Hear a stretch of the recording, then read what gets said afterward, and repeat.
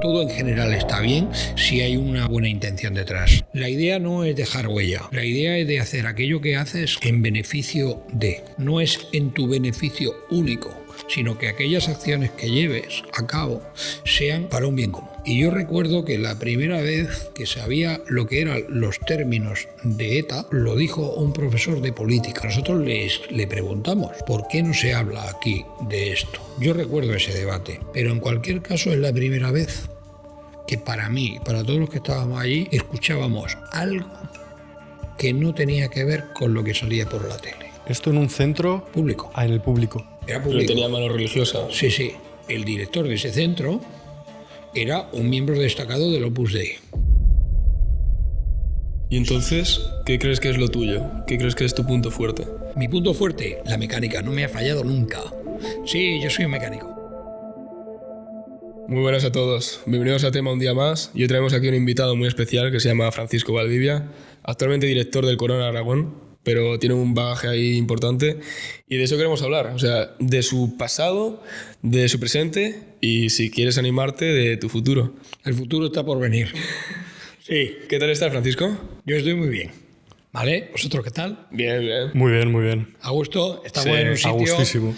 que creo que es el adecuado, la amplitud es suficiente. Sí. Este es el despacho, como bien sabéis, de dirección del CPI FP Corona de Aragón. El despacho es grande, pues está claro. El despacho es grande, el problema gordo.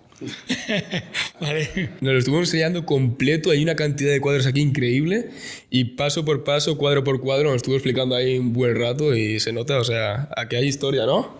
Aquí hay historia, en este despacho hay mucha historia. ¿Hace cuánto que lleva aquí en el Corona de Aragón?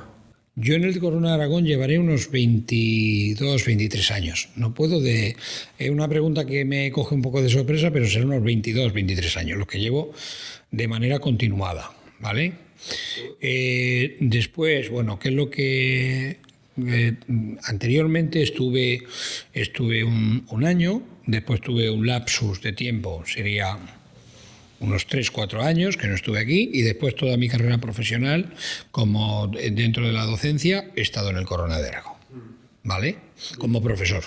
Vamos a empezar poco a poco y nos gustaría que nos explique cómo fue su infancia, de dónde empezó, que sabemos un poquito, pero no hemos entrado mucho en detalle. Queríamos que nos lo explique usted. Bueno, no sé si mi infancia tiene mucha importancia, pero bueno, supongo que sí. Yo no soy de aquí, no he nacido en Aragón. El no soy de aquí suena raro. ¿Por qué? Porque no me lo creo ni yo. Realmente el burro es de donde pase, ¿vale? Esto es, yo llevo aquí gran parte de mi vida, está aquí en Aragón, concretamente en Zaragoza. De aquí son mis hijos, aunque mi mujer no, también es del mismo pueblo donde yo nací. Yo nací en la provincia de Jaén, en un pueblo que se llama Mengíbar. Allí estaría sobre un tiempo, aproximadamente estuve unos 2 años. Pero mis padres decidieron venirse aquí a Zaragoza y estuve desde esa edad aproximadamente hasta unos 10 años viviendo en Zaragoza capital. Aquí hice mi primera comunión y concretamente en la iglesia de San Antonio. Y sí, en la iglesia de San Antonio fue donde yo hice mi primera comunión. El arzobispo, creo que entonces creo que era Morcillo, ¿vale? Fue el que me dio la primera comunión. Lo que sí sé es que me la dio el arzobispo de Zaragoza. Creo, por lo que me dicen, yo no lo puedo esto asegurar, que fui el más joven de Zaragoza que hacía la primera comunión. ¿Y hasta a día de hoy se mantiene ese récord? No lo sé, yo no sé lo que ocurrió después, pero yo entonces tenía 6 años, ¿vale? Sí. Hay fotografías que lo atestiguan con bastante fidelidad. ¿Tú a qué edad la hiciste? Si te soy sincero, soy fatal para esto. 10, 11 años, se suele hacer con 12, entonces yo como era un año más pequeño, 11, ¿no? Algo así. Yo, como no sé de estas cosas, que en mi país no se hace así, pues tampoco tengo mucha idea de a qué edad se hace. Sí, era una cosa un poco... no era tan raro ser tan joven en esa época, ¿eh? Pero vamos, yo era el más joven, pero se daba una circunstancia un poco extraña. Yo entonces, que ahora no, pero entonces me sabía la letanía de memoria entera. Rezaba el rosario con mi abuela y me sabía la letanía entera. Era una cosa un poco curiosa y que yo además me lo pasaba bien encima, haciendo aquello. Y fue un ejercicio que recuerdo con cariño, porque lo hacía junto con mi abuela y lo hacíamos juntos. Entonces, bueno, pues no sé si obedecía a eso o a alguna otra circunstancia o otra dinámica que bueno, es un detalle de que estaba aquí en Zaragoza y formaba parte activa de todas las actividades propias de un niño de esa edad, ¿no? Antes se hacía la primera comunión un poco más antes, un poco antes de lo que es ahora, sí. Era muy común que todo el mundo hiciese la comunión y todo el mundo se supiese el rosario, como ha dicho. ¿No? Eso era lo poco habitual. ¿Ah, sí? De que un niño supiera además el rosario entero. Yo pensaba que en esas épocas, como era todo mucho más religioso, así, pensaba que todo el mundo, al menos a todo el mundo le inculcaban esto, igual no todo el mundo lo acababa aprendiendo. No sabría decírtelo. Lo que sí es cierto es de que había una vida, por lo menos en mi entorno, una vida, bueno, pues dentro de cercana a la iglesia que era intensa, ¿vale? Sin embargo, yo no fui a un colegio de lo que ahora llaman concertado. Yo iba a un colegio público, concretamente al colegio Luis Vives, que está en Torrero, al final de la calle Checa. Lo recuerdo porque yo pasaba todos los días por la calle Checa. Yo iba a un colegio público, no iba a un colegio religioso, ¿vale? Sin embargo, pues bueno, pues había determinadas actividades que las hacía y las recuerdo con cariño, ¿eh? A día de hoy no. He cambiado y bueno, pero eso no lo recuerdo con ninguna cosa que me dé pereza. Bueno, sea como fuere, la cuestión está en que aquí permanecí hasta aproximadamente los 10 años y a partir de esa edad fui a Andalucía, que es donde estaban mis padres. Mis padres ya no estaban aquí. A tus raíces. Sí, me volví allí a Andalucía con ellos, donde me llevaron, ¿vale? Y allí estuve y permanecí hasta los 18 años. A los 18 años terminé mi formación, hice formación profesional en la Escuela de Maestría Industrial de Úbeda. Úbeda, porque se haga una referencia, porque que tengáis una referencia, está en la provincia de Jaén, y con una beca del Estado. Yo pude estar allí con una beca del Estado y estuve en una residencia que era San Felipe Neri, de Baeza, que a día de hoy es un edificio, ese edificio donde yo estuve durante un tiempo, durante unos años, es patrimonio de la humanidad. A día de hoy, además, es la Universidad Internacional Menéndez Pelayo, concretamente la sede Antonio Machado. Ahí era donde yo vivía. A día de hoy nadie, no sé quién vive allí, creo que nadie, sino que aquello es una universidad, la Universidad Internacional, una sede de la Universidad Internacional. La he visitado en diferentes ocasiones, pero yo vivía allí dentro. Yo vivía allí teníamos los dormitorios y allí teníamos nuestras alegrías y nuestras penas. ¿Cómo era tu convivencia y cómo era tu día a día? ¿En dónde? ¿En el colegio? Sí. Pues era el propio de un chico joven. Yo entré allí pues con 14 años. Todavía creo que no tenía los 14 años cuando entré. Entré con una beca del Estado, o sea, a mí me llevaron, yo no sabía muy bien, a mí me conducían en ese momento. Y los maestros de escuela que yo tenía en mi pueblo, en Mengíbar, decidieron que yo, digo que lo decidieron porque lo decidieron ellos además, fueron ellos los que seleccionaron a unos pocos y dijeron que fuéramos a hacer unos exámenes. Yo no sabía ni qué hacía allí. Lo cierto es que allí permanecí una semana. No le habían dicho en ningún momento de qué eran los exámenes. Sí, tenía que hacer unos exámenes. Unos exámenes. No, pero no sabía de qué. Los exámenes eran de lo que nos estaban enseñando. El caso es que después las preguntas que nos hacían no eran tan cercanas a aquello de lo que yo estaba aprendiendo en ese momento, digamos, en la memoria cercana, sino que sí que había... A ver, los debí de sacar bien porque la beca me la concedieron, ¿vale? Pero lo cierto es que estuve durante una semana, yo y otros chicos de mi edad, ¿vale?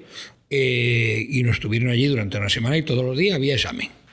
¿Todos los días? Todos los días.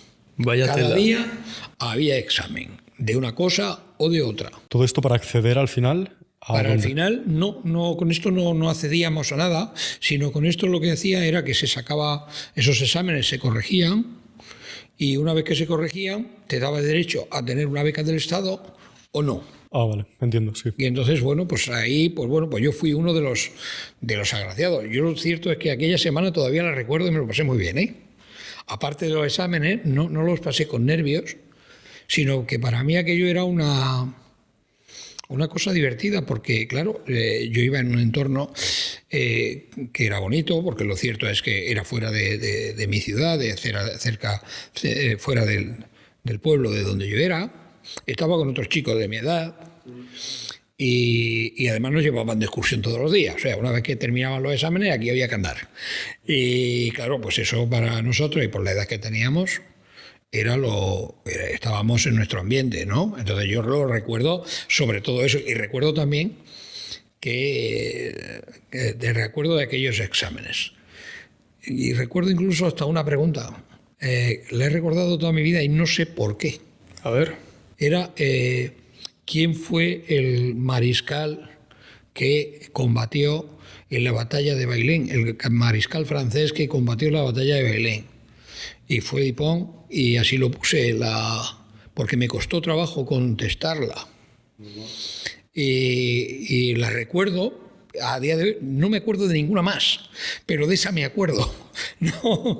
Muy específica, sí. Sí, era demasiado concreta y todavía a día de hoy pues la recuerdo porque me costó especialmente trabajo contestar esa pregunta. Solo había que decir un nombre, ¿no? Sí. Dupont, ¿no? Que al final es lo que más nos cuesta a todos. Cuando Sí. nos ponen enfrente un examen de cálculo o de lo que sea, igual si hemos estudiado un poco lo hacemos rápido, pero como sea historia, recordar, al menos en mi caso, recordar un nombre o un año, para mí es imposible. Sí, bueno, pues yo recuerdo, la única pregunta que recuerdo de aquellos exámenes, que eran todos los días, había exámenes, pero no tengo ninguna cicatriz de aquello. O sea, no me suponía ninguna tensión el hacer esos exámenes. Para mí era algo que era una oportunidad el estar allí una semana. Yo estaba viviendo aquella semana.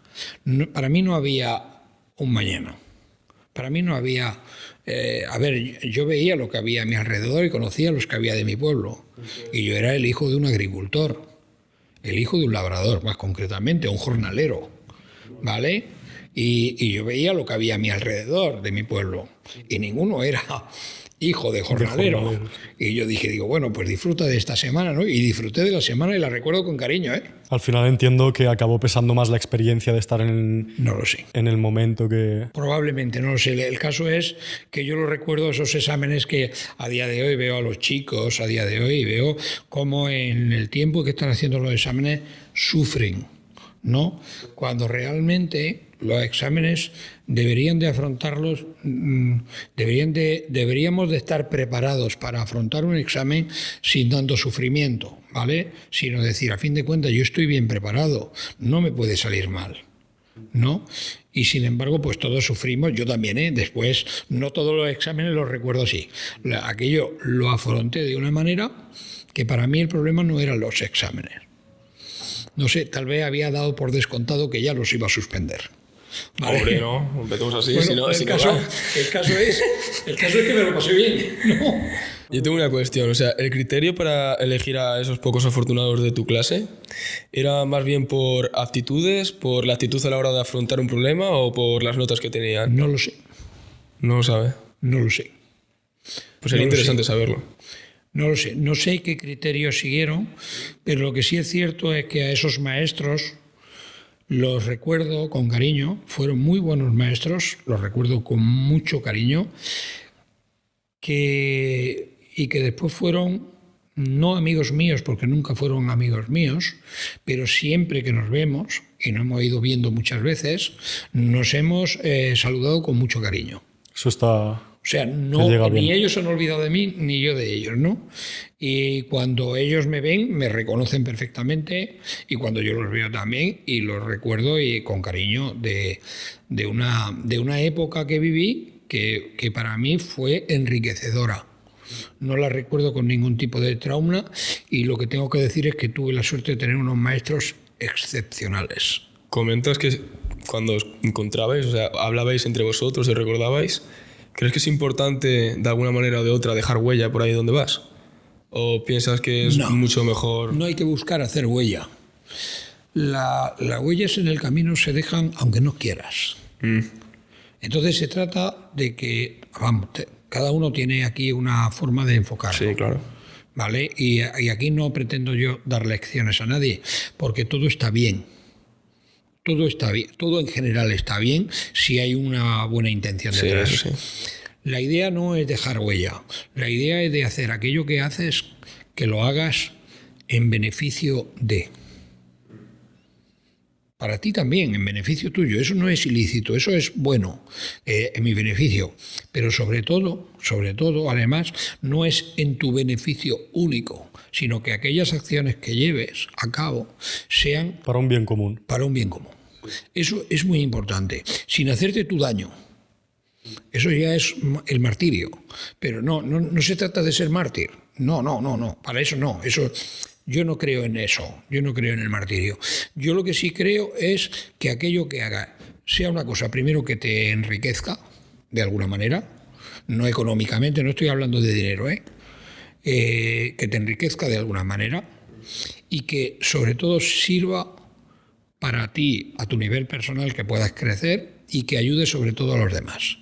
Que entiendas que aquello que estás haciendo es en beneficio de los demás. Para ganar dinero hay muchas fórmulas de muy diferentes sin tener que hacer todo esto, ¿vale? En relación a esto, y no sé cuál será tu opinión, a mí me pasa que muchas veces haciendo más cosas en beneficio de los demás, acabo enriqueciéndome a mí por dentro de una mayor forma que si lo hiciese solo únicamente para mí. Yo, por ejemplo, cuando busco el beneficio del que tengo al lado o ayudar a hacer un bien común, me llena mucho por dentro. Me gusta compartir y tener ese sentimiento de que lo que estoy haciendo sirve para ayudar a los demás.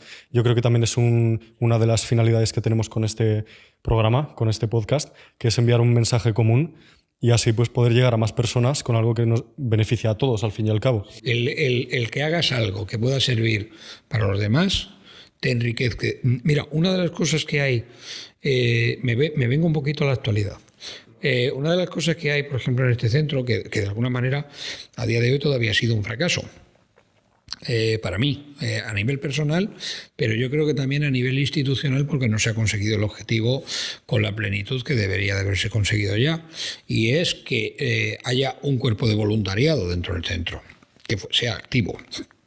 Entonces eso me genera cierta insatisfacción. ¿Por qué? Porque creo que la persona que ha experimentado el voluntariado, que ha hecho algo por los demás a cambio de nada, simplemente de el gusto de ayudar a otro, automáticamente va a recibir como compensación que se está ayudando a sí mismo. Se está enriqueciendo y entonces ve que eso que ha hecho por los demás le ha beneficiado a él personalmente. No es de dinero, no es dinero, es mucho más que el dinero. Entonces, cuando eso lo experimenta una persona con pocos años, le ayuda después el resto de su vida a encajar, a enfocar con otra amplitud, no con mira más estrecha, sino con una mira más amplia, ¿vale? Entonces eso, bueno, volviendo otra vez al pasado, y así lo vamos, porque si no la etapa se está haciendo muy larga, ¿vale? Y puede ser muy aburrido. No te creas. Entonces, dejando la parte esa del colegio, fue una residencia donde, bueno, pues allí, como he dicho antes, pues bueno, es un edificio que es patrimonio de la humanidad. Es el Palacio de los Reyes de Jabalquinto, si alguien los quiere mirar, ¿vale? Así es como se llama el edificio. Y allí, bueno, pues fue cuando vi los primeros libros manuscritos antiguos, que están, por cierto, a día de hoy conservados en la Catedral de Baeza. Y al mismo tiempo también había allí una lámpara de cristal, especialmente, que también está fuertemente decorada y a día de hoy fuertemente custodiada. Ya no está en el Palacio de los Reyes de Jabalquinto, sino que es propiedad del obispado, y es del obispado de Jaén. Me dijeron, no puedo ya, es una cosa que me han dicho, yo no recabo ya si la información es mejor o peor, pero lo que sí es cierto es que la lámpara está a día de hoy en la Catedral de Baeza. ¿vale? Y es bueno, pues por esa lámpara yo pasaba todos los días y yo recuerdo que venían extranjeros a ver la lámpara y yo decía, pues ¿qué vienen a ver la lámpara, no? Pero si es la lámpara que tenemos aquí. La que veo yo todos los días. Claro, la que estábamos todos los días, la lámpara estaba custodiada, pero era nuestra lámpara, ¿no? Era una de las muchas que había y esa era especialmente importante, pero para nosotros era... El día a día. El día a día, Sí. ¿vale? Ahí transcurrió, pues bueno, pues mi adolescencia. A día de hoy recuerdo cómo tuvieron tanta paciencia conmigo. Sí, de verdad. ¿Qué hacías? De todo por el propio de un adolescente. Yo era una persona muy inquieta y como todos los que estábamos allí, o sea, si es que la adolescencia la tienes que... es una enfermedad que se cura, ¿vale? Porque se cura con el paso de los años. Cuando se pasan los años ya se ha curado, esto ya se ha terminado. Bueno, y la cuestión está en que yo pasé allí mi adolescencia y la recuerdo con cariño, ¿vale? Y lógicamente pues con la incertidumbre propia de la época. Cuando terminé mi formación en Úbeda, me vine aquí a Zaragoza con dos intenciones. Yo volvía de donde yo quería volver. O sea, yo había estado aquí hasta los 10 años, había pasado toda mi niñez y de 8 años estuve fuera hasta los 18. De los cuales tampoco estuve en mi pueblo, porque en mi pueblo estuve realmente, de esos 8 años, estuve 4. Los otros 4 o 5 años, por decirlo de alguna manera, porque vas y vienes, los pasé en Baeza, ¿vale? Y Úbeda. Sí. Bueno, pues esa época terminó, yo ya tenía 18 años, terminé mi formación, hice maestría industrial. Nos titularon, fueron los primeros títulos que eran técnicos especialistas de FP2, aunque nosotros habíamos estudiado con los libros de maestría industrial y éramos maestros industrial. Yo hice la reválida de oficialía. ¿Cuántos años hacía eso? 5 años. 5 años. Eran 5 años de formación y entonces terminabas con la titulación de maestro industrial, pero se cambió la titulación. El director que había en ese centro, la Escuela de Maestría Industrial de Úbeda, don Diego Fernández. Bueno, pues el director consideró que debíamos de titular como FP2 y creo que éramos uno de los primeros centros de España que emitían esa titulación.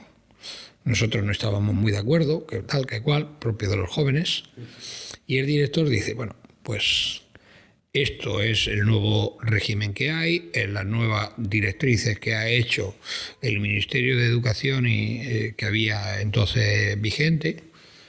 Creo que el ministro que había entonces era Villar Palasí, el ministro de Educación, creo que ese era el ministro que había, si mal no recuerdo. Y bueno, el caso es que se hizo sacaron la formación profesional FP1, FP2 y FP3. La FP3 no se llegó a llevar a cabo, creo que en ningún sitio. Y venía a ser un sustituto de lo que a día de hoy es la ingeniería técnica. Los peritajes. Entonces había peritajes. Bueno, pues esa FP3 venía a ser la continuación de la FP2 y que de alguna manera quería sustituir al peritaje. Bueno, ese sistema, el ministro Villar Palasí creo que dimitió. ¿Vale? Era uno de los últimos ministros, estamos hablando de la Ley General de Educación del año 1970, y bueno, la cuestión está en que sin tener muy en cuenta, pues bueno, pues la casuística del ministro que había, de qué es lo que ocurrió, de que había movimientos políticos, entonces estamos hablando del final del régimen, ¿vale? Del régimen que había. Y bueno, pues de los movimientos políticos que había entonces, que había un movimiento político muy intenso y que yo viví en aquella época, yo los viví dentro de la formación, dentro del entorno en el que estaba. ¿Y cómo los viviste? ¿Cómo te sentías en ese momento? ¿Qué pensabas? Pues hacían debates en el colegio donde yo estaba. Curiosamente, uno de los libros que nos obligaban a leer era de los habituales que estaba obligado a que nosotros conociéramos, era a Federico García Lorca. que decían que estaba prohibido. Pues allí no estaba prohibido. Decíamos, pues lo podían prohibir porque nos hacen exámenes de esto. Bueno, ya puestos a elegir. Y resulta de que no, de que para nosotros no solamente no estaba prohibido, sino que era parte de nuestra formación. Recuerdo, porque el arcipreste de Úbeda fue profesor mío de lengua, uno de mis profesores fue él. Y recuerdo de que, bueno, un libro que era de referencia era el libro del buen amor, el del arcipreste de Ita, ¿vale? Y ese había que leerlo. Y, bueno, pues todo esto era propio donde a nosotros, no solo a mí, sino que yo recuerdo de que había cosas que a nosotros, por nuestra juventud, pues porque a lo mejor no teníamos más amplitud de mira y veíamos en corto, lo cierto es que lo que nos encontrábamos en ese entorno en el que yo estaba era que nosotros no teníamos prohibido ningún libro, que no examinaban de ellos, ¿vale? Eso era mi realidad. Y en el colegio donde yo estaba había debates acerca de qué es lo que pensábamos que podía haber después de que terminara el franquismo. Esos debates se hacían en el colegio donde yo estaba. ¿Y después de esos debates había mucho...? Sí. Había un debate muy intenso entre los estudiantes, que el colegio estaba lleno de estudiantes y de diferente tipología. Y había debate muy intenso con nuestros tutores, que eran todos profesores. ¿Cuáles eran las respuestas más comunes que habían? ¿Cuál era el factor común? Había diferentes respuestas, pero había una que era general, y era que tenía que haber un cambio. O sea, entre nosotros, entre los jóvenes, incluso entre los profesores que yo tuve y el colegio donde yo estaba, era un colegio religioso. Así como el colegio donde estaba, en la escuela de maestría industrial, era totalmente pública, sin embargo el colegio estaba gobernado, entre comillas, ¿vale? Bueno, el director era cura, ¿vale? De alguna manera dependía del obispado, en definitiva dependía de organizaciones religiosas, ¿vale?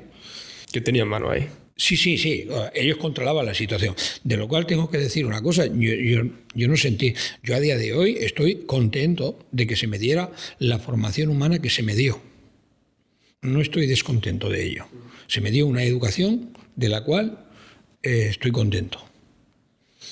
¿Que podía haber sido de otra manera? Pues no lo sé, pero fue de esa. Y yo, de esa, a mí se me trató con respeto siempre. Y mi opinión es, y yo era de los que tenía opinión, ¿vale? Y no era precisamente de lo que, digamos que allí se supone que era los que dirigían aquello, para nada. Y yo nunca me sentí mal por que me podía pasar algo por opinar lo que opinaba, para nada. Nunca sentí ni el más mínimo atisbo, nunca tuve lo que tuve la sensación, y a día de hoy lo puedo seguir diciendo, de respeto. De hecho, de mucho respeto. Lo que digo, ¿cómo me aguantaron? No, bueno, pues allí estuve, ¿no? Y tengo que decir que a día de hoy, bien. Sea como fuere, lo que es cierto es que entre la gente joven, entre los chicos de mi edad y otros de otras edades, pues había un sentimiento de que efectivamente tenía que haber un cambio. Eso estaba muy claro. El cómo era el cambio, eso no estaba claro. Teníamos claro que había un príncipe, que el príncipe se supone que iba a ir, que iba a seguir, que la continuidad del régimen iba a ser a través de tal. Pues no, todo eso no llegaba como le llevaba a cualquiera. Nosotros de una manera un poco más intensa, porque la vida estudiantil entonces era intensa, y teníamos un criterio, y además lo expresábamos sin ningún tipo de problema, ¿eh? Y no eran los tiempos de ahora, ¿eh? Es curioso, Mucho ahora menos. opinas algo y da igual en qué lado estés, que se te van a echar encima casi siempre. ¿Ahora? Sí. ¿Ahora? Sí. Pues entonces no. Es curioso. Entonces nosotros no teníamos esa sensación.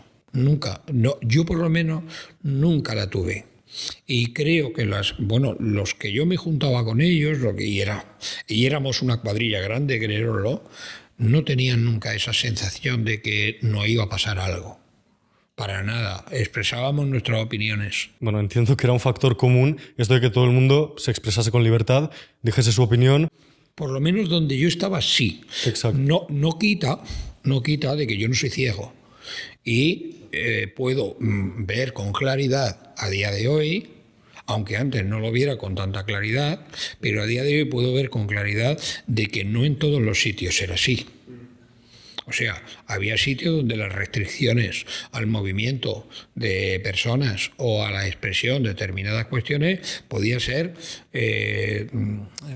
una cosa como para tener muy en cuenta y de tener muchísimo cuidado. ¿Vale? Pero nosotros nunca lo teníamos. Nunca, que yo sepa, yo nunca lo tuve esa aprensión de ninguna manera. Ni sentí nada que me pudiera afectar. También era muy joven. ¿Vale? Entonces, centrándonos un poco sí, en tu grupo social, ¿piensas que todo esto de opinar sin ningún problema y etcétera era algo que os inculcasen a vosotros?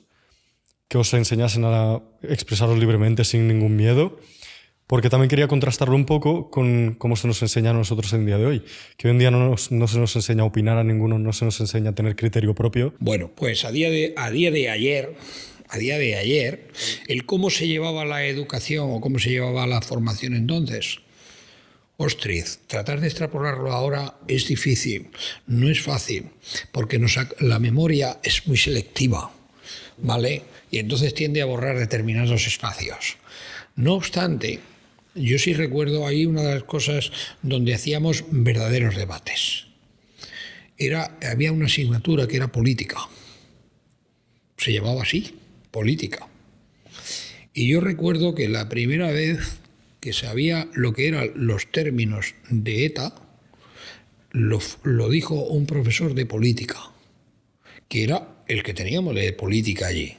Y lo escribió en la pizarra, porque nosotros le preguntamos, ¿por qué no se habla aquí de esto?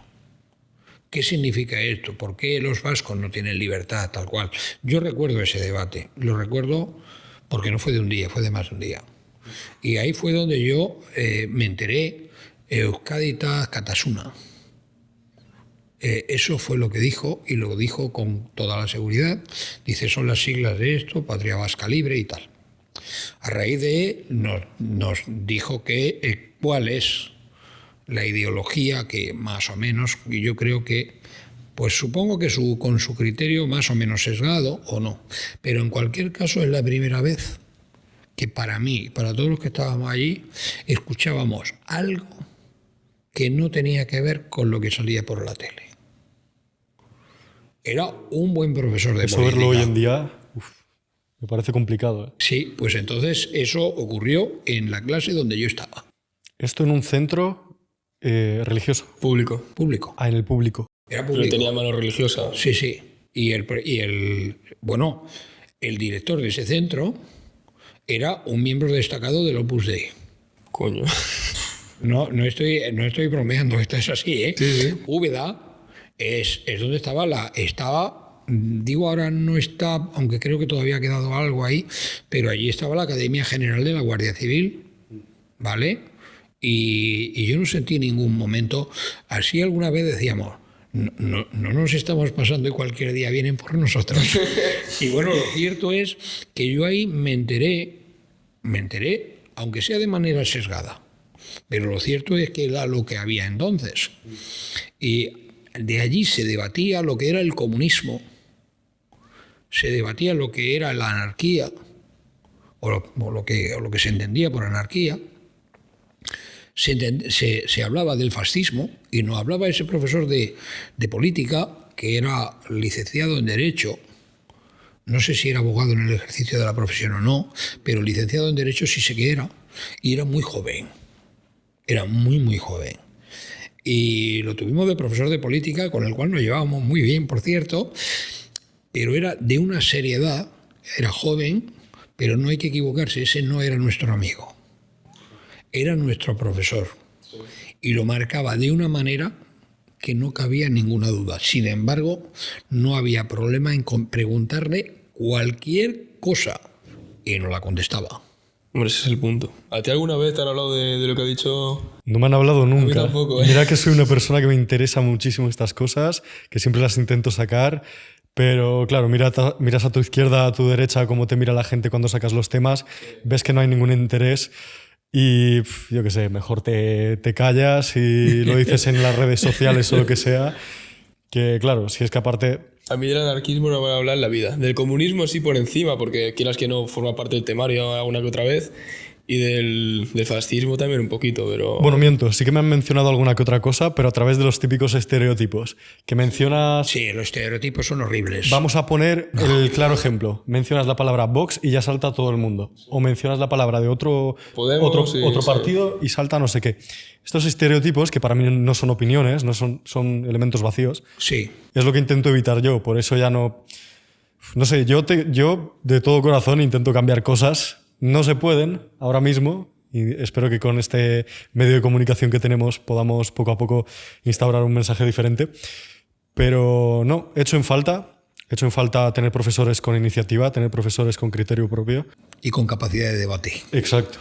Sí, Y ya no eso, con capacidad de hacer que las personas salgan a debatir entre ellas, que los alumnos debatan entre ellos, que vean sus opiniones. Nosotros, hablando de la asignatura que tuviste, que era de política, si no me equivoco... Esa era una, ¿eh? Sí. O sea, había otras muchas. Lo único que ocurre es que si tratamos de ver qué es lo que ocurría, y lo que ocurría en esa época era un hervidero político. Mirad, pensad una cosa. La política a día de hoy, cuando se habla de política, esto es política. Es como un tabú. El hombre es un animal político y eso no es malo. Es el uso que nosotros hagamos. Pero el hombre es un animal político y lo bueno es que haya política.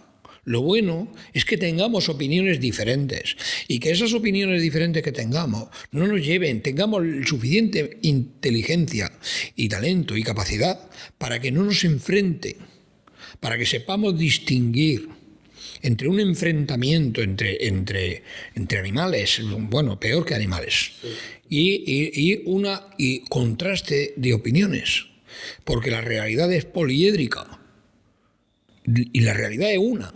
Sin embargo, el punto de vista no es uno. El punto de vista es muy amplio. Cada uno podemos ver una parte de esa realidad y llevar todo razón. Nuestra realidad hace que tú te expreses de una manera y tengas ese punto de vista y lo digas. Esa dicción de ese punto de vista no debería de ser un problema para las personas. No debería de ser un problema para esa persona que se está expresando. Debería de ser algo enriquecedor para los demás. Vale, este está diciendo esto y lo está diciendo con tu opinión porque le interesa, porque va a ganar más dinero, porque no sé qué, no sé cuánta. O porque esa es su realidad. Cuidado, porque puede ser que esté lleno de buenas intenciones y su realidad es esa. Y tú tienes que ser lo suficientemente talentoso como para darte cuenta de que tu realidad no es la única, de que hay más realidades. Y eso es política. Y eso es un esfuerzo, a mi parecer, muy, muy fuerte y muy grande, que es complicado instaurar en las personas. Eso de admitir que a veces... pues bueno, no puedes estar siempre en lo cierto, o que igual estás en lo cierto, pero voy a escuchar lo que dice el otro, voy a plantearlo, voy a informarme y voy a ver al menos una forma de decirle, mira, te has equivocado y es por esto, esto y esto. Generalmente lo que hace la gente y lo que estoy viendo yo es que ya dicen mucho de libertad de expresión y de opinar lo que tú quieras, pero a la vez como que lo intentan que no opines. Lo entiendo. Es lo que echamos en falta hoy en día y sobre todo en las escuelas. Yo, volviendo otra vez hilándolo con lo de antes, con la asignatura que tenías, nosotros tuvimos una asignatura un año que se llamaba oratoria. Claro, íbamos a esa asignatura, pero no... Nos ponían delante un poco de teoría filosófica, un poco de elementos de oratoria, que ahora mismo no me sale ningún ejemplo. Nos decía, mira, os lo estudiáis y el siguiente día hablamos un poco de esto, lo mencionamos y ya está. Y a la hora de hablar, nadie se levantaba. Me levantaba yo con un amigo más y nada. O sea, no había debate, no había fluidez. Cuando debatías todo el mundo... Había como un estereotipo sobre la clase, era como una niebla que cubría toda la clase, que sabías que en el momento en el que la rompieses no tenías cabida, no tenías para dónde salir. Sí, eso desgraciadamente, no sé por qué, y digo que no lo sé porque no lo sé realmente, o sea, no es que sea una frase hecha, que también lo es, pero no sé por qué, efectivamente, el sentimiento que hay a veces de decir, ¿y por qué no se debate con tranquilidad? ¿Por qué no se contrasta? Por ejemplo, voy a poner un ejemplo. Vamos a hablar de Jesucristo, es una figura controvertida. Vale, es que este me da pilas, este es que de todos los días de comunión diaria. Bueno, o no. Resulta de que una persona que ha dejado una huella en la humanidad, no estoy hablando del punto de vista religioso, estoy hablando de una persona que ha sobrevivido más de 2000 años, que ha generado una dinámica y una estructura cultural que afecta a centenares de millones de personas y que es una figura como para estudiarla. Y eso no me tiene a mí por qué estigmatizar de que soy de unos o de los contrarios.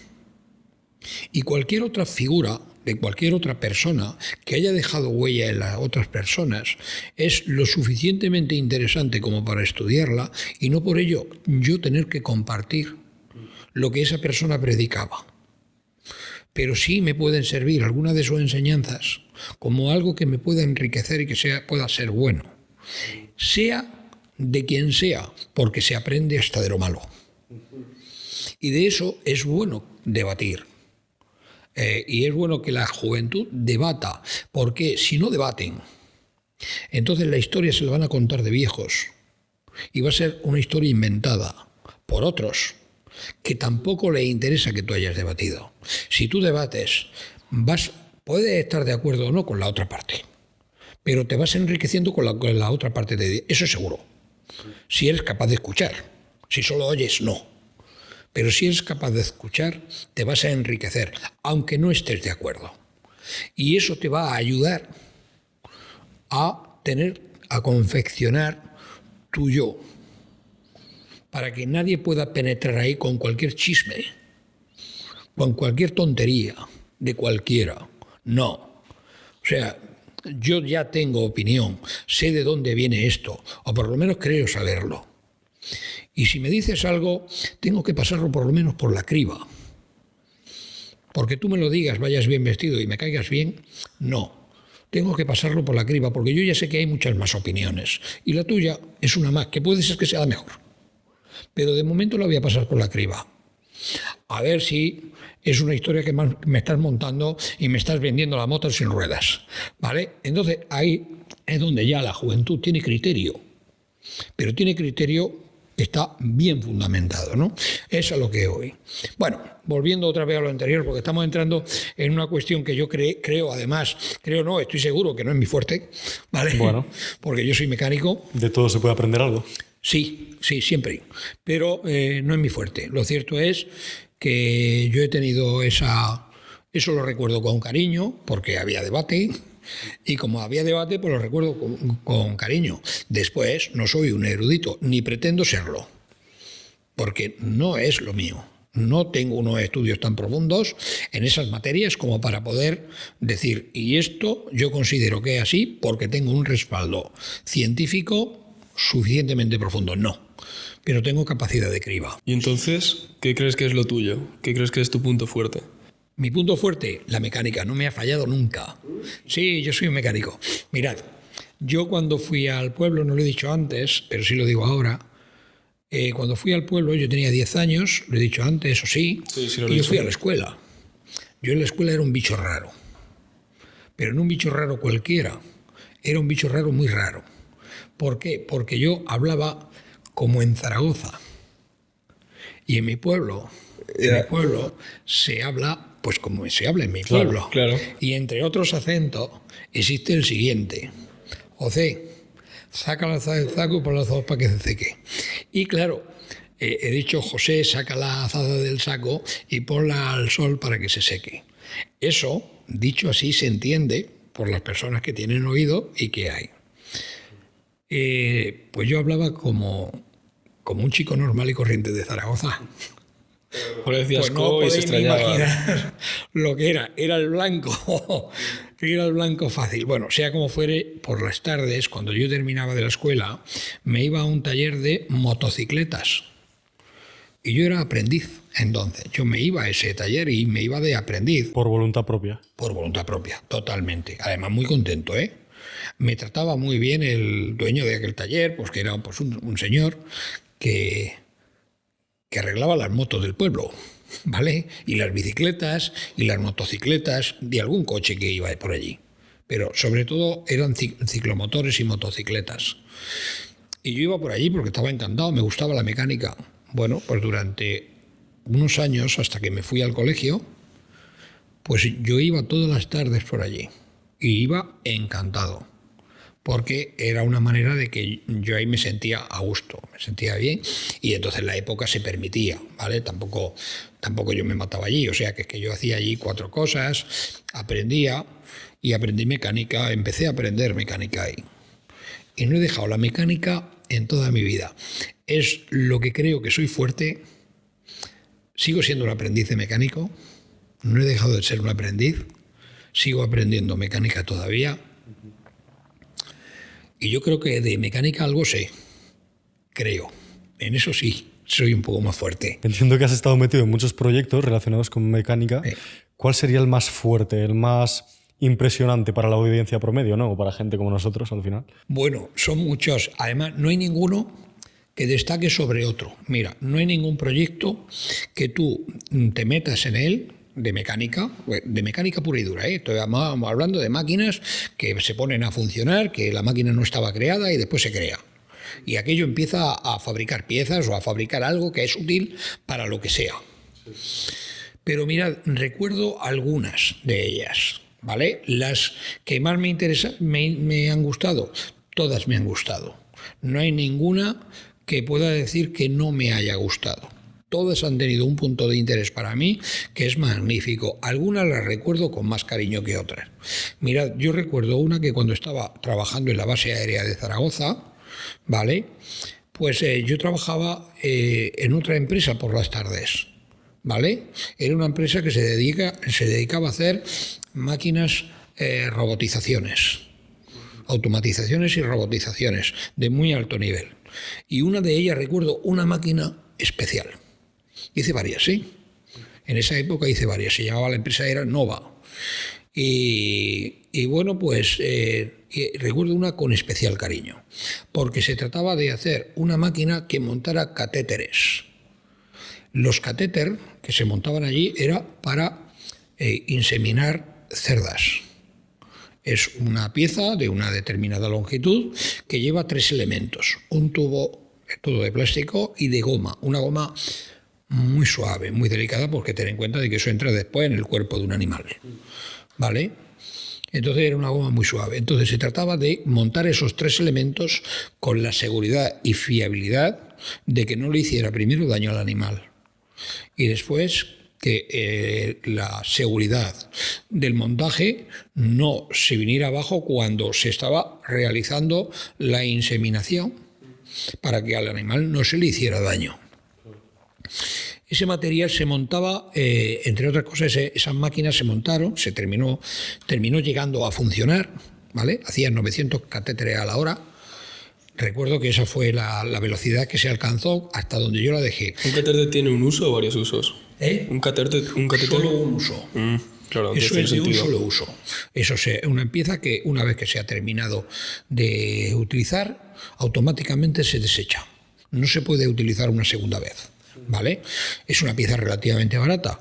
Y para montar esa pieza con la seguridad que acabo de decir, había que echar un determinado pegamento que era especialmente agresivo con las personas. Esos catéteres, a mí me dijeron, yo no sé dónde se montaban, pero se montaban a mano, no automatizado, no robotizado. Se estaban montando a mano. y se estaba montando en un determinado país, me lo contaron, yo ya no sé si eso es más cierto o menos cierto, pero en un determinado país donde la mano de obra era tan barata que bueno, pues que se permitía el que la mujer estuviera allí todo el día, además lo hacían mujeres, pero fue porque me lo dijeron, yo no lo vi, yo nunca vi eso. Pero me decía, porque yo preguntaba, porque aquello parecía realmente era una máquina de locos, porque aquello no había una forma humana de montar las 3 piezas.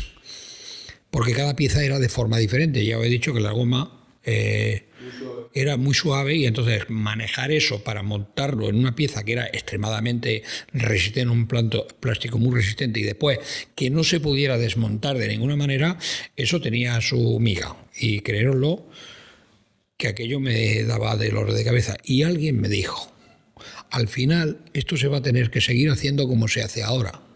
Y dije yo, esta es la solución. ¿Cómo se hace ahora? Claro, si se hace, quiero saber cómo se hace para poder hacer la máquina emulando. Tal. Dice, pues lo hacen unas mujeres que utilizan el pegamento, echan el pegamento en las 2 puntas y después lo monta a mano. Digo, ostras. Digo, pues si la mujer está 8 horas montando esto con los vapores de este pegamento, digo, ¿y utilizan este pegamento? Dice, sí. Digo, ostras. Digo, ¿y están todos los días trabajando con esto? Dice, sí, todos los días. Digo, ¿y qué le ocurre? Y por lo visto había algo que no debían de llevar muy bien el tema de la vista. ¿Vale? Y eso me dio ánimos. Para la máquina. Sí, me dio ánimos. Como hemos dicho antes, para hacer un bien común más que un bien personal. Sí. Me dio más ganas. Esa máquina la recuerdo con cariño, una máquina de montaje de catéteres. Y bueno, la máquina funcionó. Hubo que desmontar media máquina y tirar toda la chatarra y empezar de nuevo. Hostia. ¿Vale? Y aquello funcionó. Funcionó y funcionó muy bien. Cuando has dicho automatización, ¿podrías explicar brevemente, 30 segundos, un minuto, lo que es la automatización? Sí, se trata de coger diferentes elementos. Por ejemplo, la automatización puede ser para muchas cosas, ¿vale? Pero en cualquier caso, digamos que para la parte que yo me he dedicado, era coger diferentes elementos y montarlos en un elemento, en un conjunto común, y que ese conjunto funcionara con fiabilidad y con seguridad. Hice varias cosas sobre eso. Y además que se hicieran las comprobaciones de forma totalmente robotizada sin que entre la mano de ninguna persona por medio. ¿Y al final tiene alguna actualización? ¿Sabe cómo acabaron esas mujeres? ¿Si seguían trabajando en eso? Sí, yo creo que aquello pues terminaron, supongo que se dedicarían a otra cosa, porque el mercado norteamericano, que fue donde se dirigió después todo eso, se replicaron esas máquinas, se hicieron varias réplicas, creo que después las mejoraron muchísimo más. ¿Vale? Sí, algo de eso me llegó, pero eso ya no me preocupaba. Pero aquellas 2 máquinas, porque se hicieron 2, pues salieron, funcionaron, y recuerdo que la última vez que vi al dueño de aquello por aquí, por Zaragoza, porque lo hicieron aquí, pues me dijo, dice, hemos conseguido que la máquina alcance 1200 catéteres la hora. Digo, me alegro enormemente, ¿vale? Me alegro porque es una alegría. Se ve esto desde otro punto de vista, para que veáis que no hay ni un bien ni un mal. De otro punto de vista, unas personas que antes estaban recibiendo un sueldo, un salario, creo que muy bajo, y no lo sé, porque realmente no lo sé de verdad, pero supongo que muy bajo, ¿vale? Y que de alguna forma formaba parte de su sustento, pues lógicamente una máquina se lo ha arrebatado. Pero mirad, hemos avanzado tecnológicamente con trabajos que eran muy duros y crueles para las personas, y cada vez hay más personas. Las personas tienen más ocio. Tenemos más recursos educativos. La robotización y la automatización no ha venido a perjudicarnos. Nos está enriqueciendo. Otra cosa es el uso que nosotros con ese tiempo extra que estamos teniendo gracias a eso, ¿en qué lo estamos invirtiendo? Pero de eso la culpa no la tiene la automatización o la robotización. ¿Vale? Bien, sea como fuere, lo que no me ha fallado nunca es la mecánica, ¿eh? Lo de las traiciones lo llevo mal, pero la mecánica no me ha traicionado nunca, ¿vale? Bueno. Yo he sido feliz, ¿vale?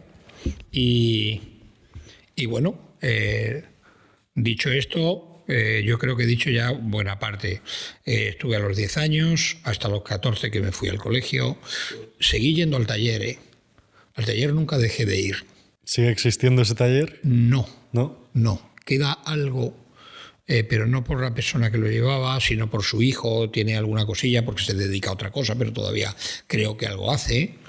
Y lo cierto es que lo recuerdo con muchísimo cariño, claro. No tengo ningún trauma por eso, ni nada, no, para nada. Yo aquello lo hacía muy feliz y lo pasaba muy bien. No me pagaban ningún salario. No era una contraprestación ni una necesidad económica, aunque la pudiera haber, pero yo no era un salario el que tenía ahí, sino que me dejaban que estuviera y yo estaba feliz de estar ahí. ¿Y si te hubiesen querido contratar, te hubieses quedado ahí? No. ¿Por qué? Porque no, mi ambición estaba ya superada. Lo que yo tenía que aprender de ahí ya estaba aprendido. ¿Te definirías como ambicioso? Sí.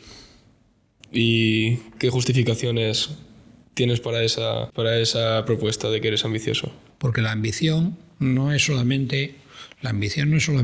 Cuando hablamos de ambición, generalmente la gente tiene una red...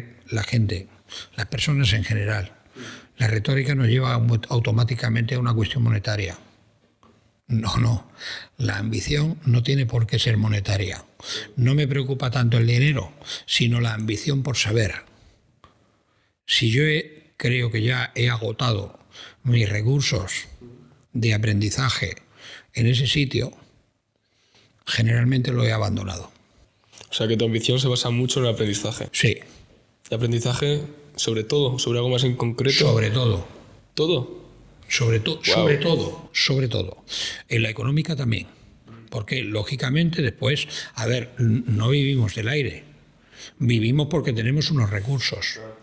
Pero una vez que tú tienes unos determinados conocimientos y capacidades, tú sabes ya también cómo ganar un dinero A o un dinero B. Es decir, vamos a ver, yo ya soy un buen matricero. Si yo fabrico 2 matrices, pues voy a ganar tanto dinero. Con dos matrices que haga, gano más dinero que si estoy empleado aquí. Entonces, para hacer 2 matrices me cuesta 1 mes y medio. Muy mal me tiene que ir para no hacer 4 o 5 más. Con lo cual, el beneficio está garantizado. Máxime en una profesión donde hay déficit antes, ahora y me parece que en el futuro también. ¿Vale? Entonces, todo eso te lleva a una conclusión. ¿Sabes cómo ganar más dinero? ¿O lo intuyes? Saberlo, no. Porque para eso te tienes que meter. ¿Vale? Pero intuyes y ves que hay una capacidad de ganar más dinero. Pero dices, no. Yo quiero esto, otro. ¿Por qué? Porque yo ya soy rico. Mirad, si a final de mes, con lo que ganas, tú puedes sostener a tu familia, vives decentemente, estás dentro de unos límites medios,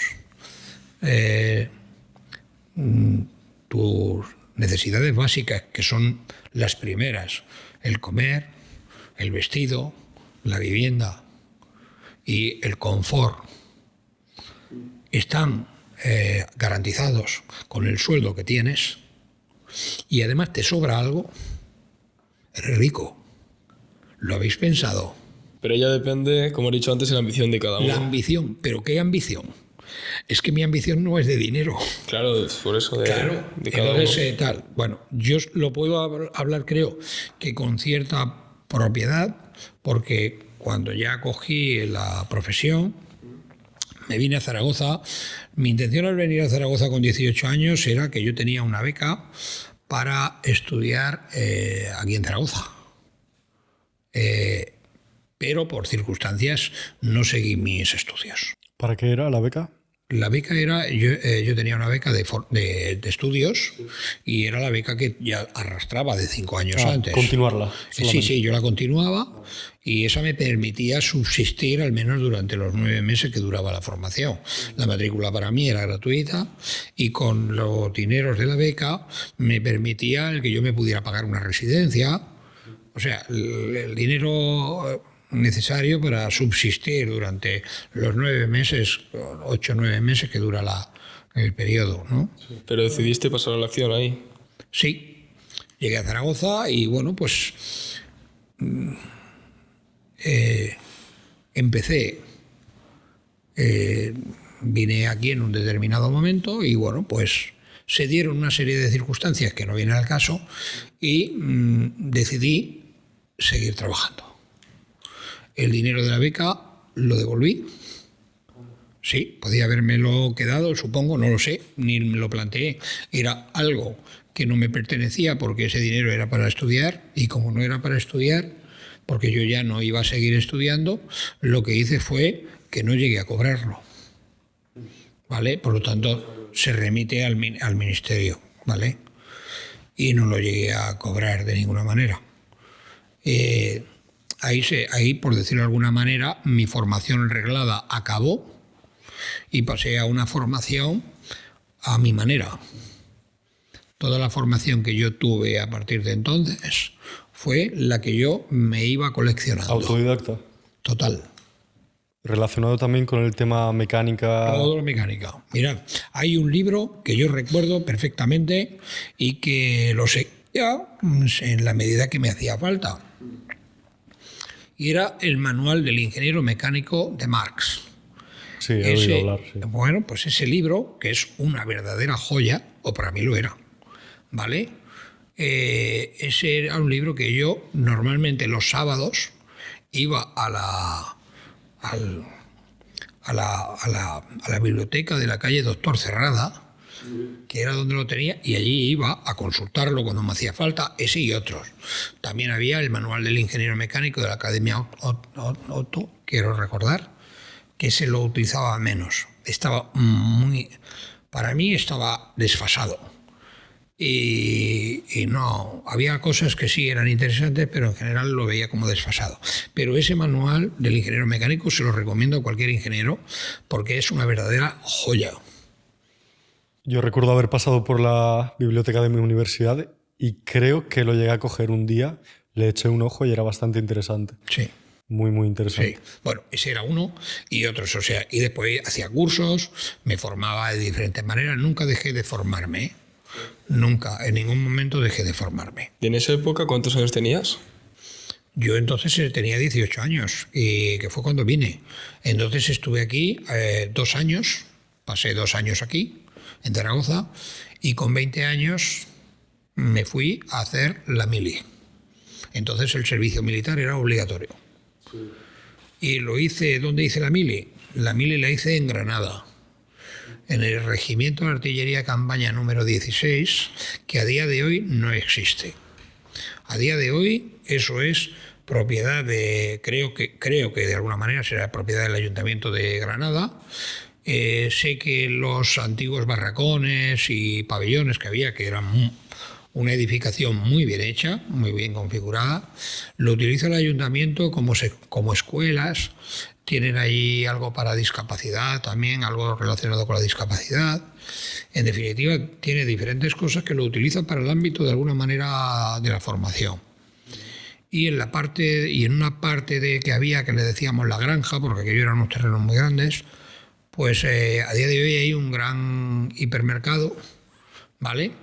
Que bueno, pues que aquello ha cambiado, sigue estando una parte, y allí fue donde yo hice el servicio militar. No puedo decir que estuviera mal, estuve bien. O sea que es que no puedo decir que estuviera mal así especialmente en ningún sitio. ¿Cuánto tiempo duraba el servicio militar obligatorio?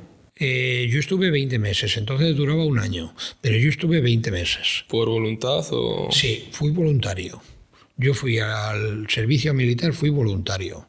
Yo no fui reclutado, sino que decidí ir al ejército. ¿Y esta decisión venía con algún pensamiento por detrás? Por ejemplo, voy a meterme al servicio militar porque pienso que voy a salir mejor, más reforzado, con más disciplina. ¿Había algún motivo detrás de esa decisión o simplemente...? No era la disciplina lo que me preocupaba, sino que había primero una necesidad de algo que no me terminaba de salir en el momento. O sea, entonces la facilidad de formación que tienen los jóvenes no existía. En la empresa donde yo estaba aquí en Zaragoza, donde entré a trabajar, yo trabajaba diariamente 11 horas. Media jornada, casi. Eso era media jornada, ¿vale? Lo cual además no era fácilmente, no era optativo. Es decir, yo he hecho 8 horas, o no era especialmente optativo. Vamos a decirlo así, porque no quiero convertir esto en un debate innecesario que no va a ningún lado. Eran los momentos, ¿vale? Yo había dejado atrás una cosa que no estaba conforme, y era que yo quería seguir estudiando. Entonces, el hecho de ir al ejército, dije, si estoy aquí, podré de alguna manera compatibilizar el poder estar en un sitio y tener al alcance una universidad. Nada más lejos de mi pensamiento. Eso era totalmente inviable. Pero bueno, tampoco el que mis pensamientos fueran por ahí y yo no tuviera la suficiente información sobre la situación no significa que nadie tuviera la culpa, sino que en cualquier caso la tuve yo, que fue más fruto de una ilusión que de un pensamiento crítico y adecuado de cuál era la situación exactamente. Hablando de pensamiento crítico, antes has dicho que tú siempre como que intentabas dar a conocer tu opinión en debates. ¿En la mili también era así? ¿O al ser algo más férreo no lo era? En la mili yo es que me lo pasé muy bien. Sí, yo era un juerguista de mucho cuidado y se me permitía. Os explico. Esto suena así y automáticamente la cabeza os ha llevado a que yo estaba todos los días con la botella de vino montando una fiesta y nos escapábamos por no sé qué agujero y nos íbamos con la chica de Granada. A ver, se hace la comunidad Pues a los 6 años y prueba el vino ya a los 6, cualquier cosa, ¿eh? Pues no, la cosa no es así. Yo me lo pasé muy bien, eso es cierto, totalmente. Hice lo que me dio la gana. También es cierto totalmente, y participé en 23 maniobras militares. 23 maniobras militares. ¿Todas dentro de España? Todas dentro de España. Entonces no había unidades que salieran de España, excepto en raras situaciones. Era algo no típico. Todas además en Almería o en la costa granadina. Y yo me lo pasaba muy bien. ¿Por qué? Porque las medidas de disciplina venían dadas per se. O sea, estábamos en un campo de maniobras. El cuidado era extremo por parte de todo el mundo. Entonces, las medidas disciplinarias sin razón de ser, allí no existían. Yo me lo pasaba muy bien. Coincidía exactamente lo que yo quería con lo que querían los jefes. Eso es un puntazo. Entonces, claro. ¿Qué sitio más cómodo que ese? Yo era conductor, además, de vehículos. Llevaba primero un vehículo motorizado ligero, donde generalmente siempre llevaba pues, un coronel o un capitán de batería. Entonces yo era su conductor. Eran vehículos donde tenían una fuerte movilidad y entraba y salía donde se me mandaba, pero si tenía que ir a algún sitio de manera autónoma también lo hacía, porque tampoco jugaba, no estaba allí porque sí, sino porque ellos ya se encargaban de no poner a nadie que hiciera algo que no debía o que jugara con algo tan serio como aquello. Y después llevaba un Continental, que es un vehículo de alta potencia, y donde, bueno, pues no me lo pasé mal. O sea, yo estaba en un ambiente donde había un cierto nivel tecnológico. Los cañones, cuando se disparaban, no se disparaban porque sí, vamos a ver si atinamos allí. Había un cálculo trigonométrico que a mí me encantaba, ¿vale? Porque antes no había radar. Para que el radar que apunte y que de forma automática el cañón se calibra, pim, pam, dale el botón. No. Entonces los cañones llevaban sextantes que había que calibrar, poner a punto, tal cual, cargar con una determinada carga, mirar el peso. Estabas en un entorno totalmente alineado con tus pensamientos mecánicos. Sí, era mecánica. Normal que te lo pasases bien, sí. Es la primera vez que yo aprendí a cargar unos cilindros de nitrógeno, porque los cañones que llevaban unos amortiguadores de nitrógeno de alta potencia Y entonces cargar nitrógeno era difícil, no lo había visto hacer nunca, y allí aprendí, ¿no? Allí me enseñaron, un maestro armero. Alguna sí que hiciste, ¿no? Era todo muy reglado, pero alguna te saliste un poquito. Bueno, siempre Cuenta. éramos gente joven y demás. Sí. Pero vamos, la única que recuerdo así que puede decir que saliera, entre comillas, porque eran cosas que se sabían, ¿no? Y era que a veces en el vivac, pues los que éramos conductores y demás, y los que eran mecánicos y que dábamos servicio para que todo aquello fuera posible, pues nos dejaban, de alguna manera, nos dejaban un poco distendidos. Entonces nos alejábamos un poco del campamento, en mitad de un desierto, o sea, que ya me diréis vosotros a mí la juerga, donde nos alejábamos un poco de los demás, con lo que ello suponía, porque claro, llevábamos armamento encima. Y lo que hacíamos era, bueno, pues nos alejábamos un poco, pero que lo que montábamos se veía desde todos lados porque era una hoguera, y asábamos unas sardinas. Y no, esa noche no cenábamos con los demás. Es la única. ¿Solo? ¿O es la única que se puede contar? Alguna más, pero no mucho más. Ya. No mucho más, ¿eh? No mucho más. A ver, trabajábamos en un entorno de alta seguridad. Y eso teníamos un cierto nivel de libertad dentro de ese entorno. Que ya es mucho decir, ¿no? Que ya es mucho decir, sí. Tecnológicamente, por decirlo de alguna manera también, allí no se corría por correr. Si se corre, no es por correr. Todo estaba calculado. Todo estaba calculado. Allí se hacía todo tirando, no de una calculadora, sino de unas tablas trigonométricas, que allí estaban por allí los libros de Bruño, ¿vale? Y tablas logarítmicas. O sea que... Y había que hacerlo con bolígrafo. Claro, entonces necesitaban cabezas potentes. Había que hacer el cálculo. Se hacía calculando. ¿Lo hacía cualquier persona que estuviese dentro del servicio? No. Todos los soldados no podían. Porque todos los soldados no sabían. Pero lo cierto es que todo el que había allí sí sabía que no podía hacer otra cosa diferente, porque si no las cosas no salían bien. Cada uno sabía que estaba bien donde estaba. Cada uno sabe hasta dónde podía llegar y sabía que eso era muy importante para que todo el sistema funcionara. El trabajo en equipo, de alguna manera, fue muy importante.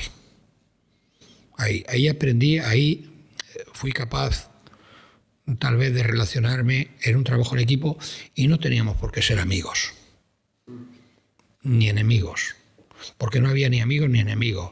Ahí teníamos que trabajar de forma coordinada y no se importaba que yo, el que tuviera al lado, me llevara mal con él. Claro, cada uno sabía que era una pieza del engranaje más. Yo estaba más. trabajando con él y trabajábamos intensamente para que saliera lo mejor posible, con independencia de que pudiéramos tener, pues no la mejor de las relaciones. ¿Me explico? Y eso es bueno también, eso lo aprendí ahí, eso es una cosa que saqué positiva de ahí. Y que esto aquí supongo se aplicará también, ¿no? Trato, en la medida en que es posible, ¿vale?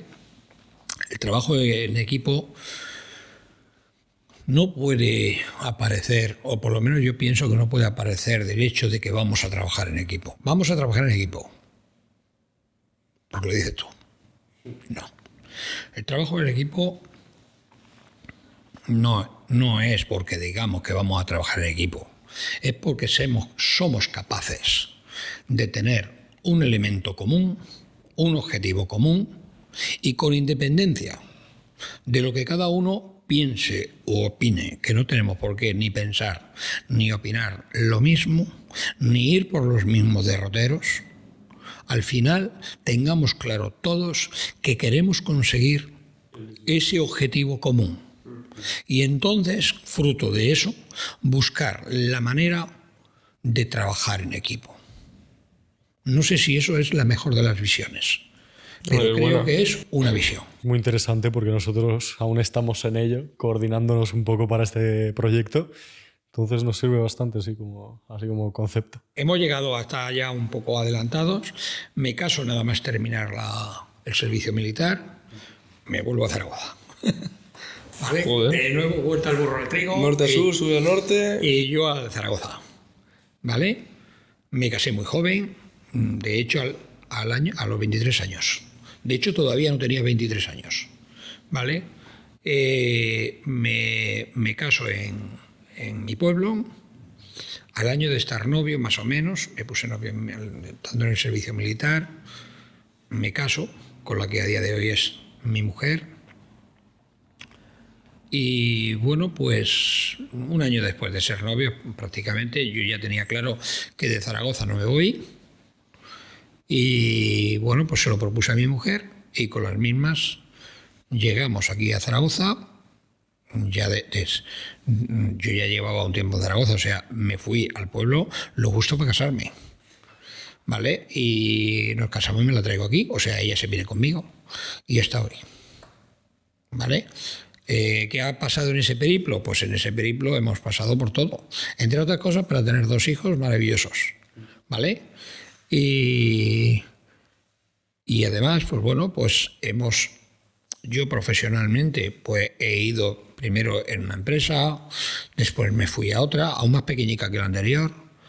De esa pequeña empresa ingreso en una multinacional, ¿vale? En las 2 empresas tengo que decir que, si tengo que decir algo bueno de ellas, en una aprendí y me curtí en el manejo de máquinas, ¿vale? De las cuales yo tenía unos conocimientos teóricos muy potentes. Durante toda mi vida me han servido los conocimientos que aprendí, que adquirí. Y adquirí unas competencias de una manera con mucho tiempo y de una manera especialmente dura. Pero bueno, me permitió a mí sacar mi familia adelante durante un tiempo. Me enriquecé personalmente porque adquirí competencias sociales y vi diferentes puntos de vista, los cuales me parecen interesantes incluso a día de hoy. Mirad, aunque lo que esté ocurriendo a tu alrededor no te guste y sea inadecuado, eso también sirve, porque sirve para saber lo que nunca se le debe de hacer a los demás. Y no debes de tolerar. Hasta eso es bueno. Todo es bueno. Todo te enriquece. ¿Visto desde el buen punto de vista? No, desde todos los puntos de vista. Cualquiera. Del malo también. ¿Vale? Y después pasé a una empresa que era aún más pequeñita todavía. Porque entiendo que todas dentro de España, ¿no? Sí, todas en Zaragoza. En Zaragoza, además. Anda, vale. Todas en Zaragoza. ¿Y de automatización? ¿Mecánico? No, de ahí me pasé, ahí no se hacía automatización, apenas hice alguna cosilla, pero muy básica. Fue cuando pasé a esta empresa más pequeña y empecé con todos los conocimientos y competencias que ya tenía, me sirvió en esa empresa más pequeña, para que veáis que nunca sabes dónde vas a encontrar ese camino que te ayude, ¿no? Y a todo esto rechacé un puesto en Opel, en General Motors entonces, y no lo rechacé porque no me interesara, sino porque se daban una serie de circunstancias que no me pareció bien cogerlo si ocurría al mismo tiempo un daño colateral que entonces a día de hoy no lo hubiera pensado. O sea, dice, vale, yo a ti no te estoy haciendo ningún daño, simplemente que no encuentras a nadie para ponerlo aquí y deja de ganar más dinero. Pues oye, aprende a pagar más, porque me pagan un 40% más de lo que estoy ganando ahora, ¿no? Bueno, bien, vamos a no menear lo que dice, y era mi concepto que yo tenía entonces y que de alguna manera en buena medida tengo, pero que ahora lo tengo un poquito más ampliado. En cualquier caso, yo no acepté ese puesto, seguí donde estaba, y al tiempo, un año y medio, pues dije, de aquí tengo que ir a otro sitio. ¿Qué beneficio tengo aquí? ¿No? Y cuando analicé la situación en toda su plenitud, dije, no me estoy enriqueciendo porque no aprendo más, porque aquí ya no hay más. Pero es que además tampoco el salario ayuda. Entonces me fui a otra empresa donde era más pequeñita, pero la dimensión tecnológica era enorme. Y ahí crecí.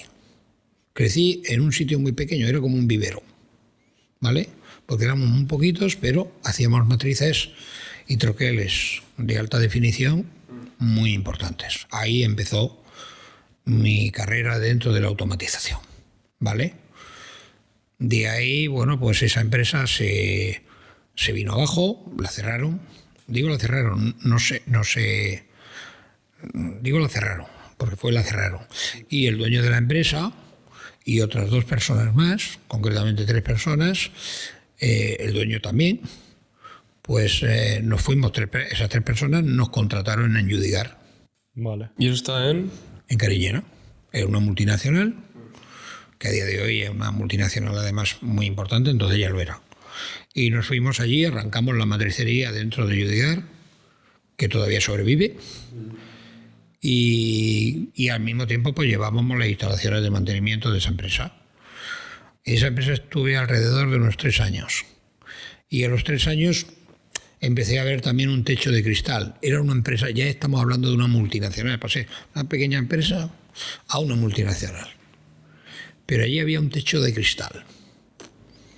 No se veía desde ningún lado, pero desde dentro sí. Estaba totalmente claro. ¿Cómo estaba planteado ese techo de cristal? Nada, era imposible para mí que yo pudiera entrar en una estación de diseño.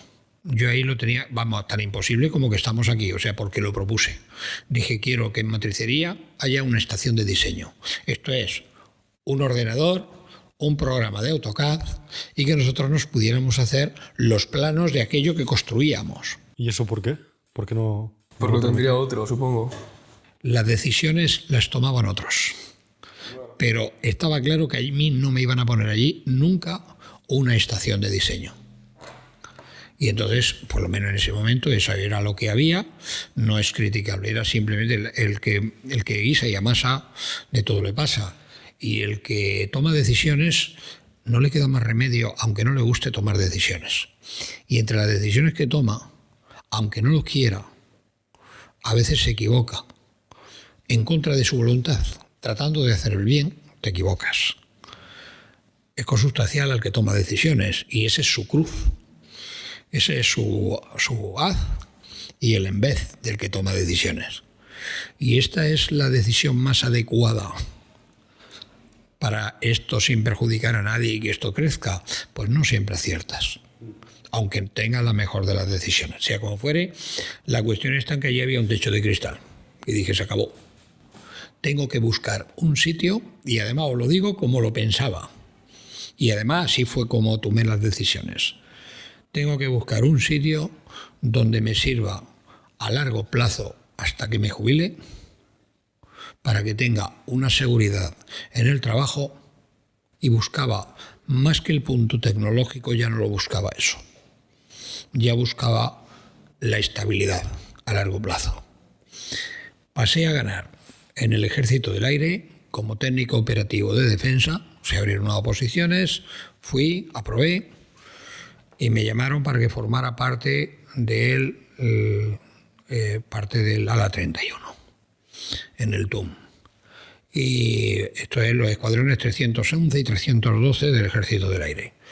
Y bueno, pues pasé a trabajar para el Ministerio de Defensa como técnico operativo y presté mis servicios en sistemas hidráulicos, neumáticos y de repostado en vuelo del ala 31. Sí, una cosa curiosísima. Yo esperaba terminar allí, pero mira, pasé de ganar, os lo puedo decir además, porque más o menos, por decirlo, yo ganaba entonces en Yudigar más o menos alrededor de unas 260, 270.000 pesetas de la época. No empecemos con las pesetas, yo me pierdo. Pesetas, es que eran pesetas, lo recuerdo en pesetas. Y pasé a ganar, y eso sí lo recuerdo perfectamente, en la primera nómina que yo tuve en defensa era de 130.000 pesetas, la mitad. La responsabilidad era muchísimo mayor, pero el sueldo muchísimo más bajo. Pero como he dicho antes, para tirar riqueza no es en sí parte el bien económico, sino que es más el aprendizaje, y tú ahí buscabas aprendizaje y lo encontraste. Ahí encontré las dos cosas. Encontré lo que buscaba, la estabilidad. Os he dicho, mi pensamiento más profundo no era tanto dar un salto tecnológico. Ya buscaba la estabilidad. Yo entonces tendría unos 35 años, O sea, no estamos hablando unos 34, 35 años y ya buscaba la estabilidad, pero yo ya estaba bregado de trabajar, ¿eh? Yo ya sabía lo que era el trabajo en la industria porque no he dejado nunca de trabajar. Entonces, estamos hablando de una persona que tenía una experiencia ya de muchísimos años en la empresa, ¿vale? 20 años. De forma prácticamente ininterrumpida. O por ahí, alrededor de eso.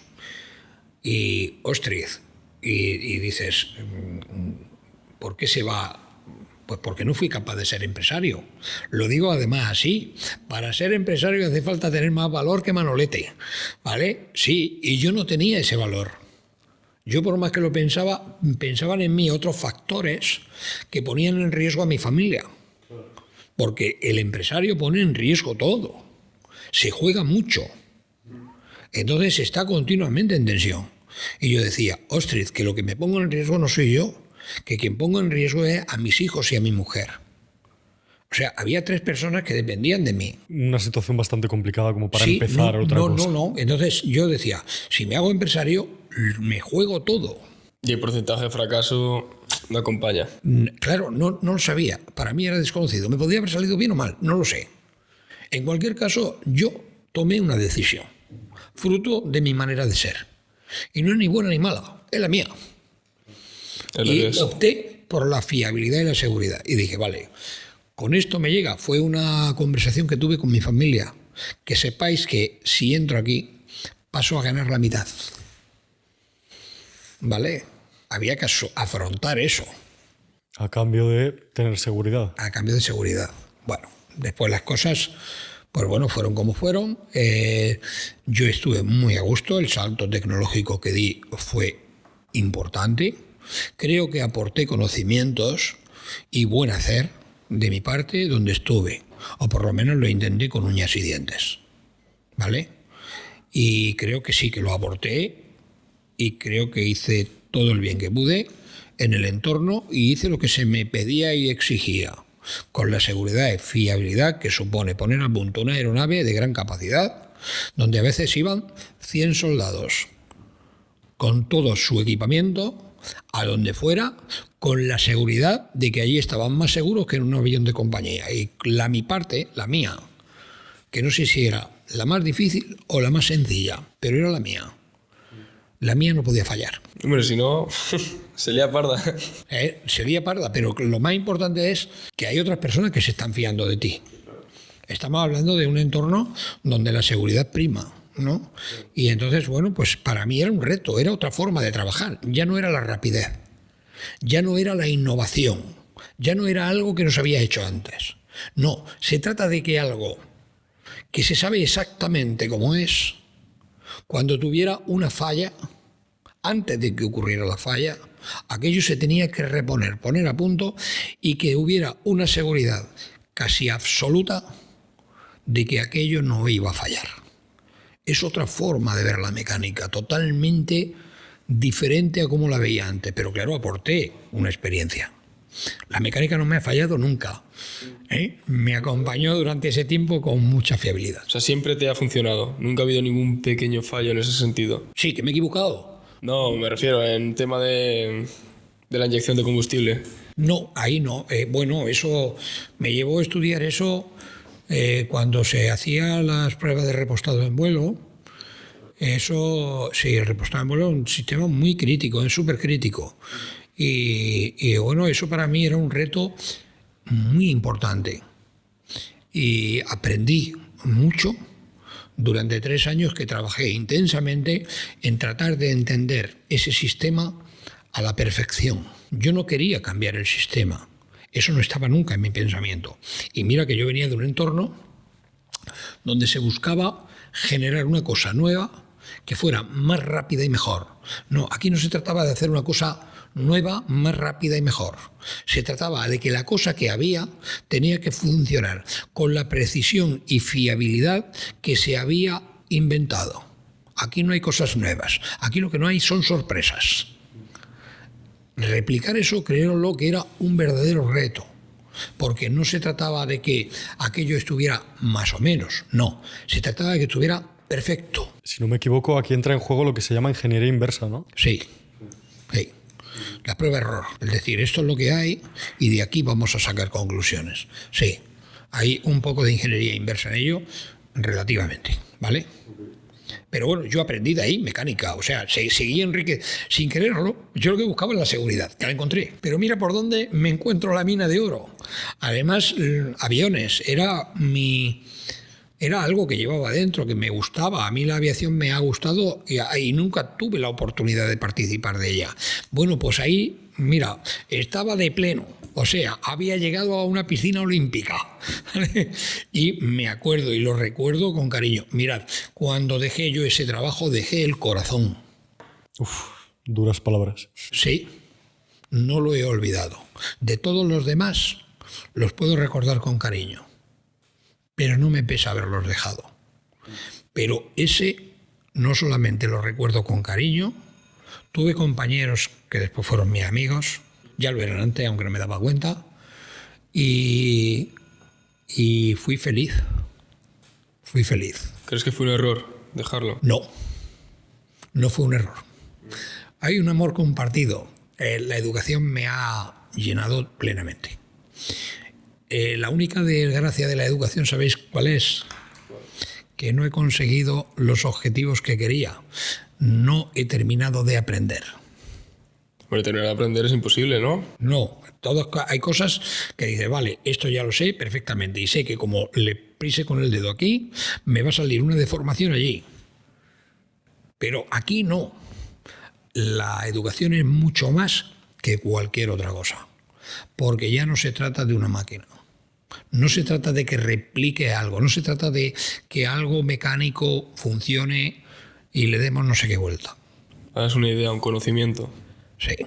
Terminado tu época así dentro del ejército, lo que has dicho de la inyección, lo del repostaje de combustible entre aviones y demás, ¿qué haces después de eso? Después de eso, yo seguía allí. Lo único que ocurre es que surgió una oportunidad de una manera totalmente casual. Me buscaron para hacer un cursillo sobre una máquina hidráulica que nadie se atrevía a hacer ese curso, porque era una máquina muy compleja y era poco conocida. Era una máquina de lavado de autobuses, una máquina puente de lavado de autobuses, así, tan sencillo como eso. Nada que ver, ¿eh? Pero eso es una máquina de hidráulica muy compleja, porque el autobús no se trata de romper el autobús, se trata de lavarlo, ¿vale? Entonces, bueno, pues yo tenía el tiempo para, primero, aprender cómo funcionaba la máquina. Segundo, la máquina se la iba a enseñar, el curso se lo iba a dar a los mismos trabajadores que trabajaban con la máquina. No podía decirle a los trabajadores que cuando pincharan aquí, la máquina iba a ir para allá y después resulta de que iba al revés o hacía otra cosa, porque la máquina la habían visto todos los días. Le iba a enseñar a alguien que sabía cómo funcionaba la máquina y les iba a dar una formación porque la máquina tenía empezaba a tener ciertas derivas de mantenimiento de primer nivel que podía tal. Bueno, la cuestión está en que hice ese cursillo y me gustó. Sinceramente, gané, no sé si fueron, pues al cambio, igual no me salió ni a 3 euros la hora. La cantidad de horas que le tuve que meter hasta que yo aprendí los planos de aquella máquina me den miedo. ¿Vale? Sí, me salió ruinoso, pero me lo pasé bien, ¿vale?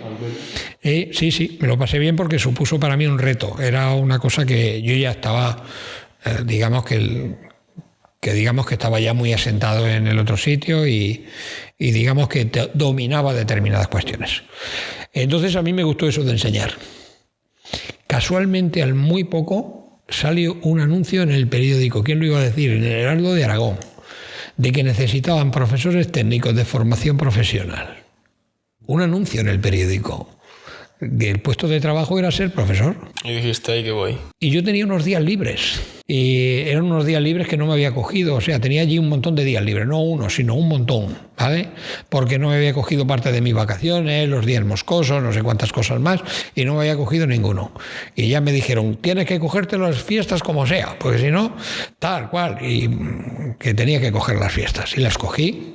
Y me presenté a esas pruebas, que fueron además en este centro. Yo no conocía a nadie. Y vine aquí, me presenté a las pruebas, aprobé y me veo de golpe y porrazo que dejo mi trabajo en el ala 31 y me veo en Tarazona enseñándole a unos críos que no os podéis imaginar. El primer día de clase, una chica que tendría unos 13 años, muy despierta, la recuerdo con cariño, porque era una chica muy inquieta, intrépida. De un golpe se puso de patas encima de la mesa de un blinco, en la mesa del profesor, no en la suya, en la mesa mía. Sí, me acompañaba el jefe de estudio y yo decía, no entiendo por qué tiene que acompañarme el jefe de estudios. Y claro, lo entendí perfectamente. Fue una prueba. Esos chicos me enseñaron a mí, yo creo que más de lo que yo pude enseñarles a ellos, o lo que quería enseñarles. Pero me enseñaron mucho. Vi la educación, cómo había evolucionado de cuando yo la dejé a ese momento. Fue un verdadero choque. Y me enganchó. Me gustó. Era un reto. Un reto de verdad. Bueno, pues ahí estuve trabajando durante un curso entero. Terminé ese curso. Al curso siguiente, pues volví otra vez a ser profesor como interino. No era funcionario. Los exámenes que aprobé fue de interino. Y bueno, al cabo de los 3-4 años de ser profesor interino, aprobé las oposiciones para ser profesor funcionario de carrera. Hasta hoy. Estuve desarrollando la profesión como profesor. Sinceramente, la he vivido con pasión. Me ha gustado.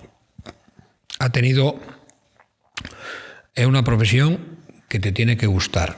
Ha tenido momentos dulces y momentos agrios. ¿Vale? Y es una profesión que te tiene que gustar. Esto te tiene que gustar. Esto no es una profesión para jornaleros. ¿Cuál sería el mejor y el peor momento que has sufrido? El momento que más he sufrido ha sido cuando no he sido capaz de que un alumno haya conseguido los objetivos que yo pensaba que podía conseguir y he visto cómo no los ha conseguido. Recuerdo algún caso. Lo tengo en mi mente, ¿eh? ¿Y el mejor, el caso contrario? Recuerdo los malos momentos y recuerdo también los buenos o algunos de los buenos. Pero los malos los recuerdo. Esto no es como cuando te sale un troquel mal, que por cierto nunca me salió ninguno mal, pero bueno, hubo alguno que no me salió todo lo bien que quería. Pero es hierro, se repite, se hace de otra manera, se tira la chatarra y se hace nuevo. Estos son personas. Y sí, recuerdo algún caso, que no lo sé, pero no ha tenido todo el éxito que a mí me hubiera gustado y lo analizo como un fracaso, casi como un fracaso personal, ¿eh? En el sentido de que dice, y yo hice todo lo que pude para poder salvar esa situación. ¿Crees que lo hiciste o que realmente pudiste dar ese pequeño extra de más? Es algo que no lo sabré nunca. Es algo que te preguntas. Dices, ¿realmente he conseguido los objetivos que se pretendían aquí? ¿Se podía haber hecho algo más para que esto hubiera podido ser de otra manera? ¿Me conformo con que hice todo lo que pude? No me conformo. ¿He hecho todo lo que he podido?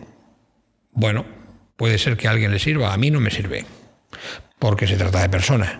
Y también recuerdo casos de éxito absoluto, ¿vale? Y de los cuales los recuerdo con mucho cariño y mucha satisfacción. Enorme, además, ¿eh? Todo eso llevado por la ambición del aprendizaje y de enseñar a los demás. Eso es ambición. Y esto es ambición con mayúsculas, ¿eh? Esto no es una ambición como la del dinero. Es peor. Y una ambición que, como hemos mencionado antes, es muy necesaria y echamos mucho en falta en día de hoy. Y que también creo que es lo que le ha podido llevar a ser director hoy en día. O puede ser. ¿Qué es lo que ha sido, que ha dado ese cambio para que decida a partir de ahora ser director? ¿O cómo ha sido todo ese proceso entre pasar de un profesor funcionario a director? Pues mira, el proceso no ha sido un proceso natural. Normalmente, para llegar a director, lo que yo tengo observado, me puedo equivocar, pero, o por lo menos a lo mejor alguien me podría discutir, pues no, eso no es así, bueno, pues no lo voy a discutir, vale, lleva razón, ¿vale?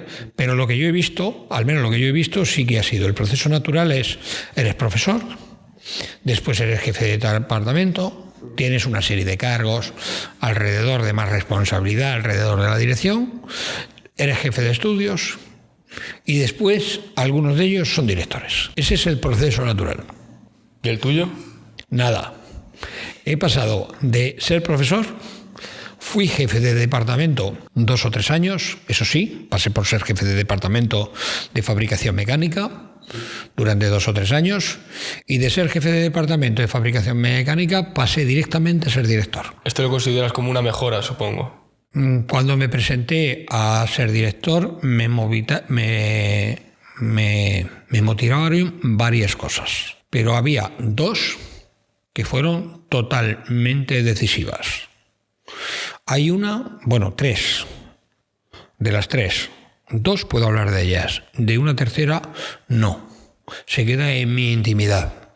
Porque es agresiva tal vez a un tercero o a varios terceros que no vienen al caso. ¿Vale?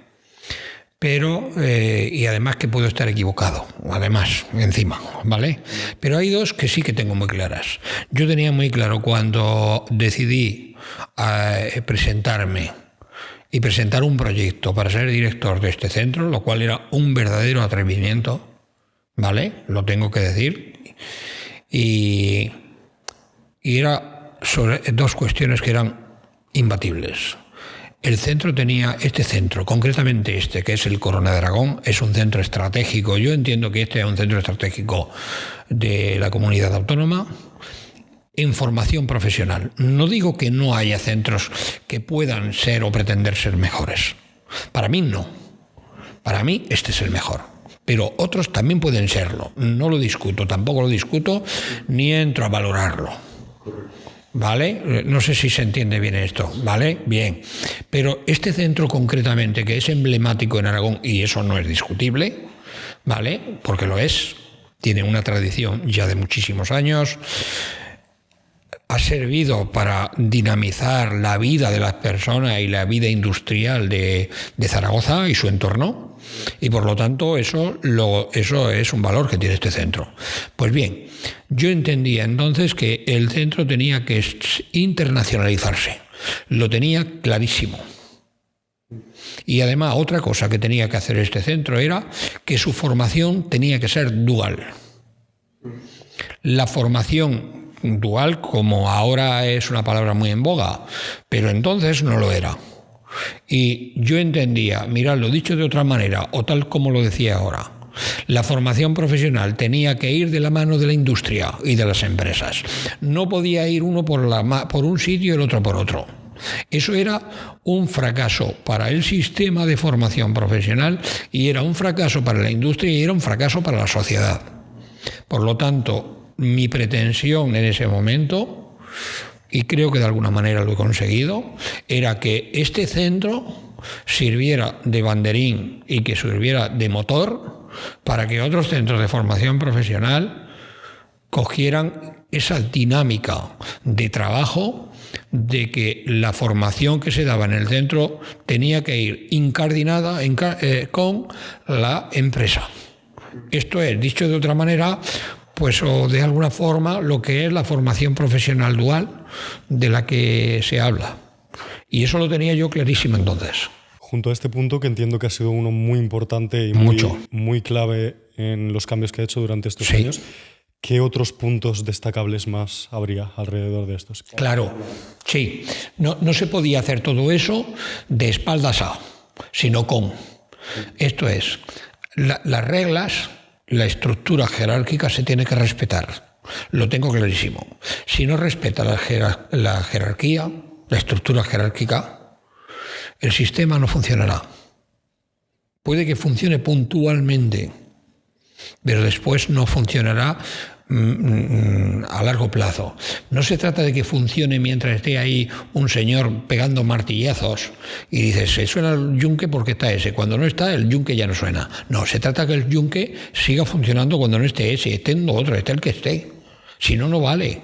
Si no, ¿para qué tiene? Dejar una huella de alguna forma. No sé si dejar una huella, pero sí una estela, un camino. Un patrón. Ese camino, un patrón. Pero ese patrón no tiene por qué seguir a los demás igual. No se trata de formar y dice, y ahora obligatoriamente hay que pasar por aquí. No. Aquello que a los demás les valga, seguirá y continuará. y aquello que no desaparecerá. Y era porque no era válido. Y es que no todo vale, ¿vale? Entonces, ¿qué otras cosas se han ido al mismo tiempo haciendo?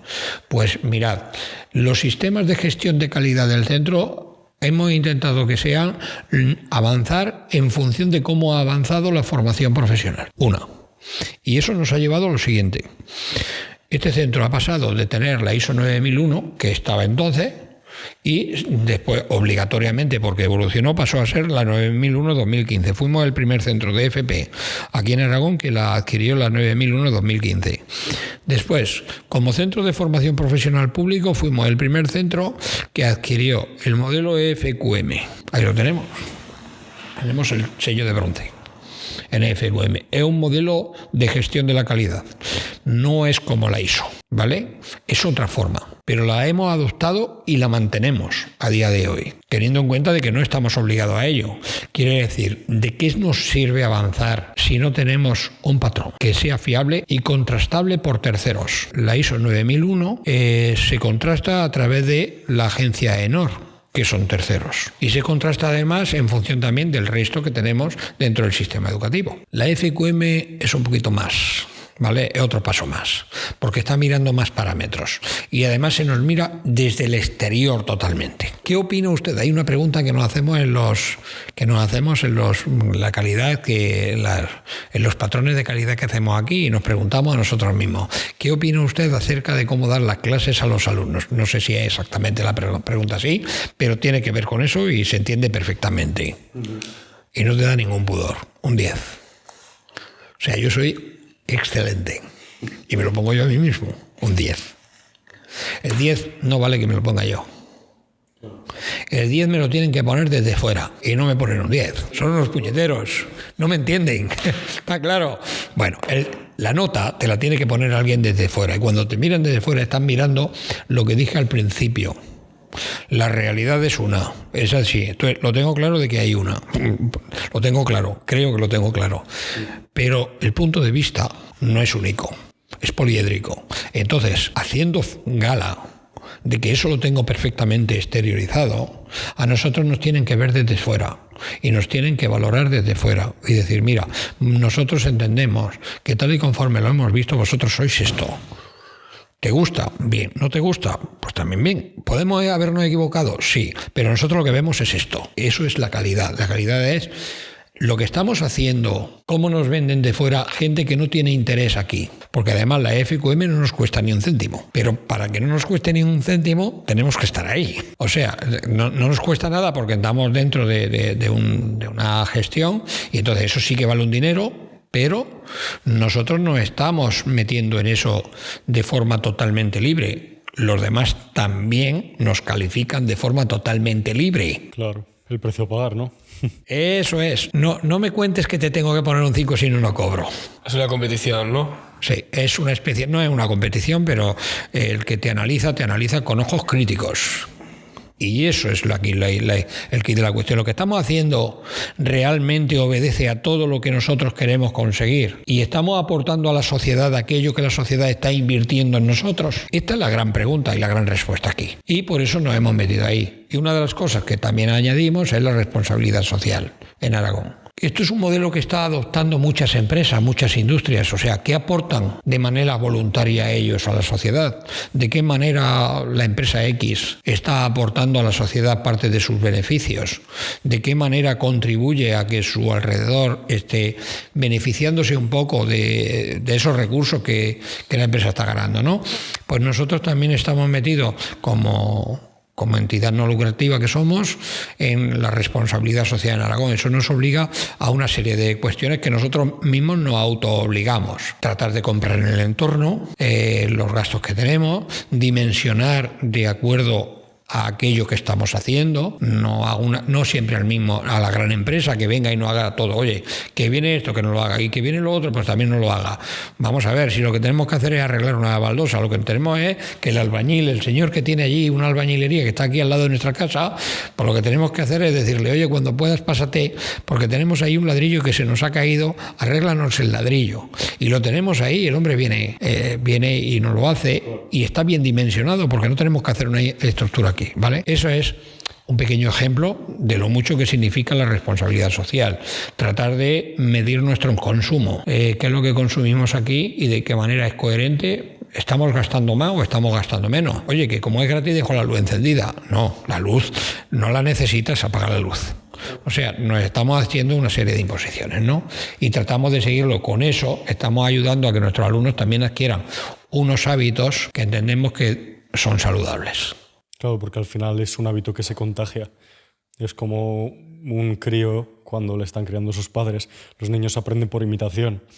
Y pues aquí igual. En un proceso de formación, exacto, vas aprendiendo de tus superiores, vas aprendiendo del entorno en el que te rodeas. Sí. Esta es una lección que mucha gente debería de aprender, pero basándonos un poco en toda esta descripción que ha sido muy bonita y creo que hemos aprendido bastante de ella y la gente puede aprender bastante, ¿cuál sería la reflexión que daría usted a una persona que se quiera iniciar en una formación profesional o que directamente no sepa qué hacer con su vida? Que es el caso de muchos jóvenes. Bueno, lo primero, vamos a ver, que afortunadamente no tengo la respuesta.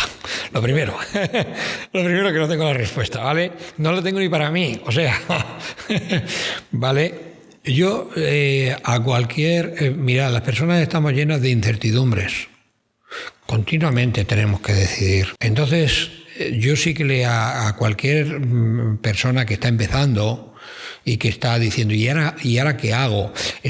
Pone en la televisión, el desempleo, no sé cuánta y tal que cual, y hay tantos millones de parados y no sé cuánta. Por el otro lado, se están dando porrazos en no sé dónde y aquí se están descalabrando todos. El mundo es complejo, las personas somos muy complejas y las noticias buenas no venden las malas. Esa es otra desgracia. No vemos mucho las noticias buenas, pero estoy seguro de que hay muchas noticias buenas. Y deben de empezar por pensar qué es lo que quieren hacer ellos.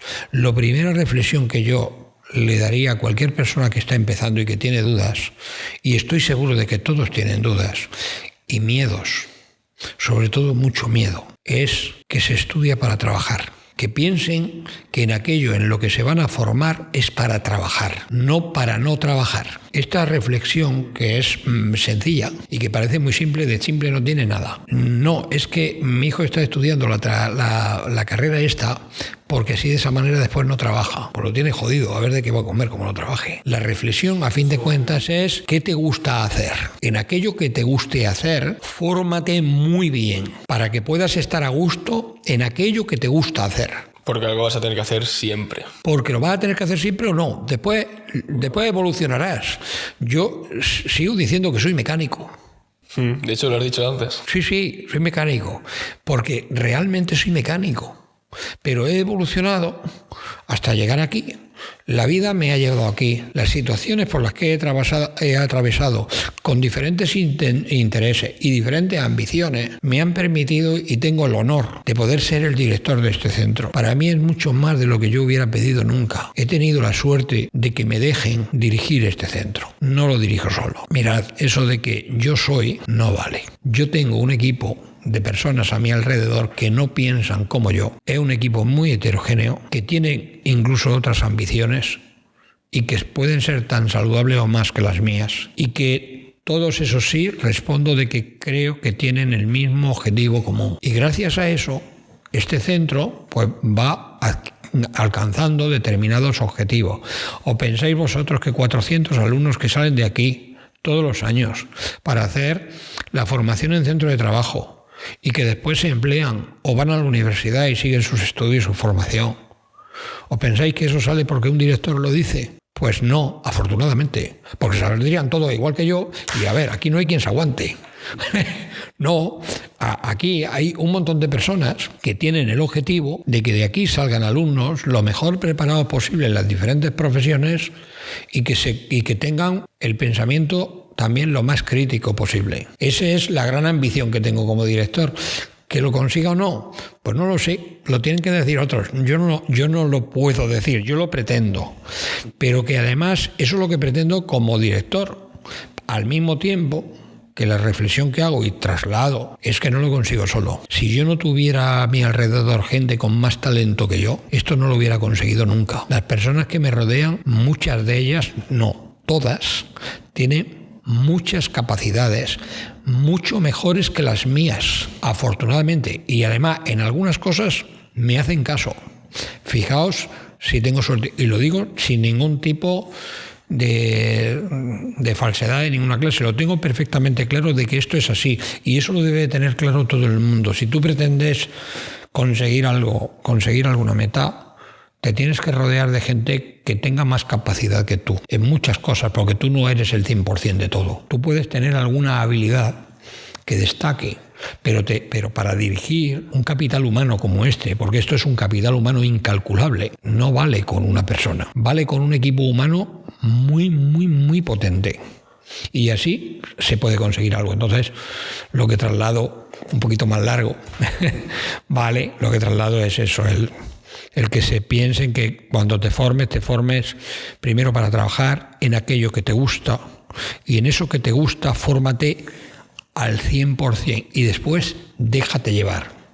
Aprende todos los días. Para hacerlo de otra manera, puedes ver otro camino a la derecha o a la izquierda de que te gusta otra cosa que está relacionado con lo que estás haciendo, porque si no el camino no estaría. Pero primero hay que empezar a hacer esa. Pero primero te tienes que formar continuamente en aquello que tú deseas alcanzar. Y eso sí, mira, la ambición ya veis que no la he criticado, la he promocionado. El egoísmo es lo que no debe de nacer. Es una semilla que no la deben dejar crecer nunca. El egoísmo no es para mí, es para todos.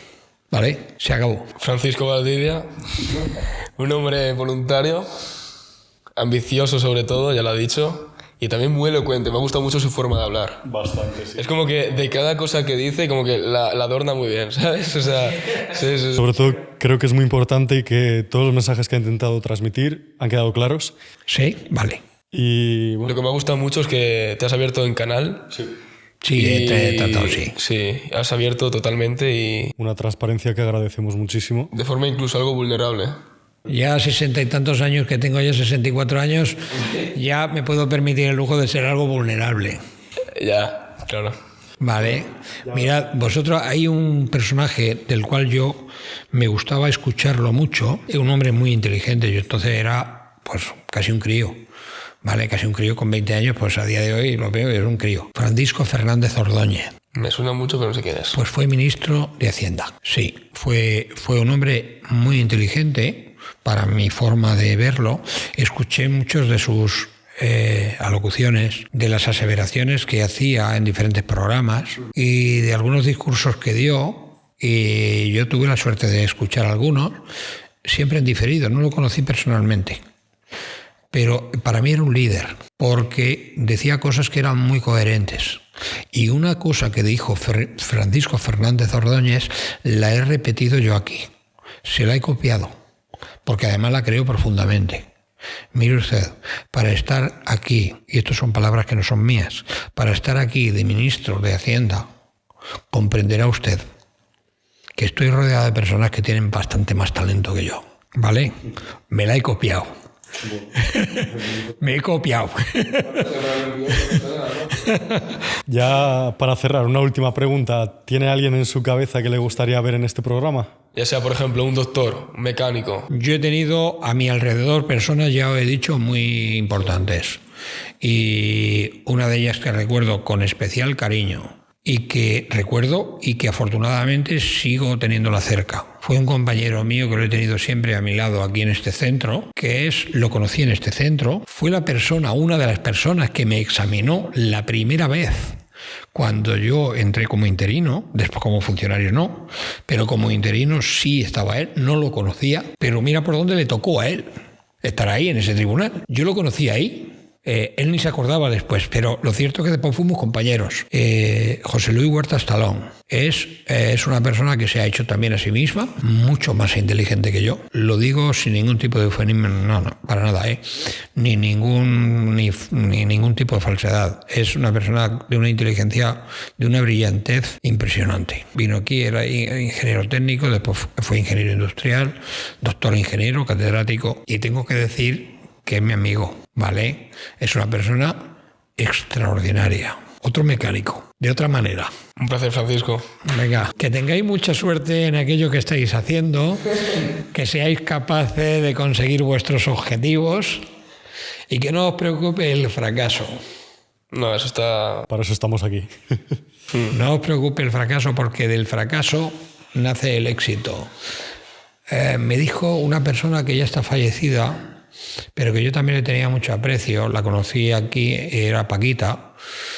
No me acuerdo de su apellido casualmente, pero la decíamos Paquita porque era Francisca, como se llamaba, y todo el mundo la conocía por Paquita. Era la secretaria del IES Virgen del Pilar, donde yo estuve allí 3 años. Y una vez hablando con ella de determinadas cuestiones relacionadas con la educación, porque no sabemos hablar de otra cosa, me dijo una frase que la entendí perfectamente, y me dijo, bueno, estábamos hablando de un entorno, no voy a entrar en la conversación, pero una frase que dijo sí que me parecía interesante y que se puede aplicar en muchos sitios. Las mejores flores nacen de los estercoleros. Sí, bueno, visto así. Porque está la materia prima que puede hacer que crezca la planta. Quiere decir esto, dicho extrapolándolo, si os sirve la analogía de los grandes fracasos, los grandes empresarios.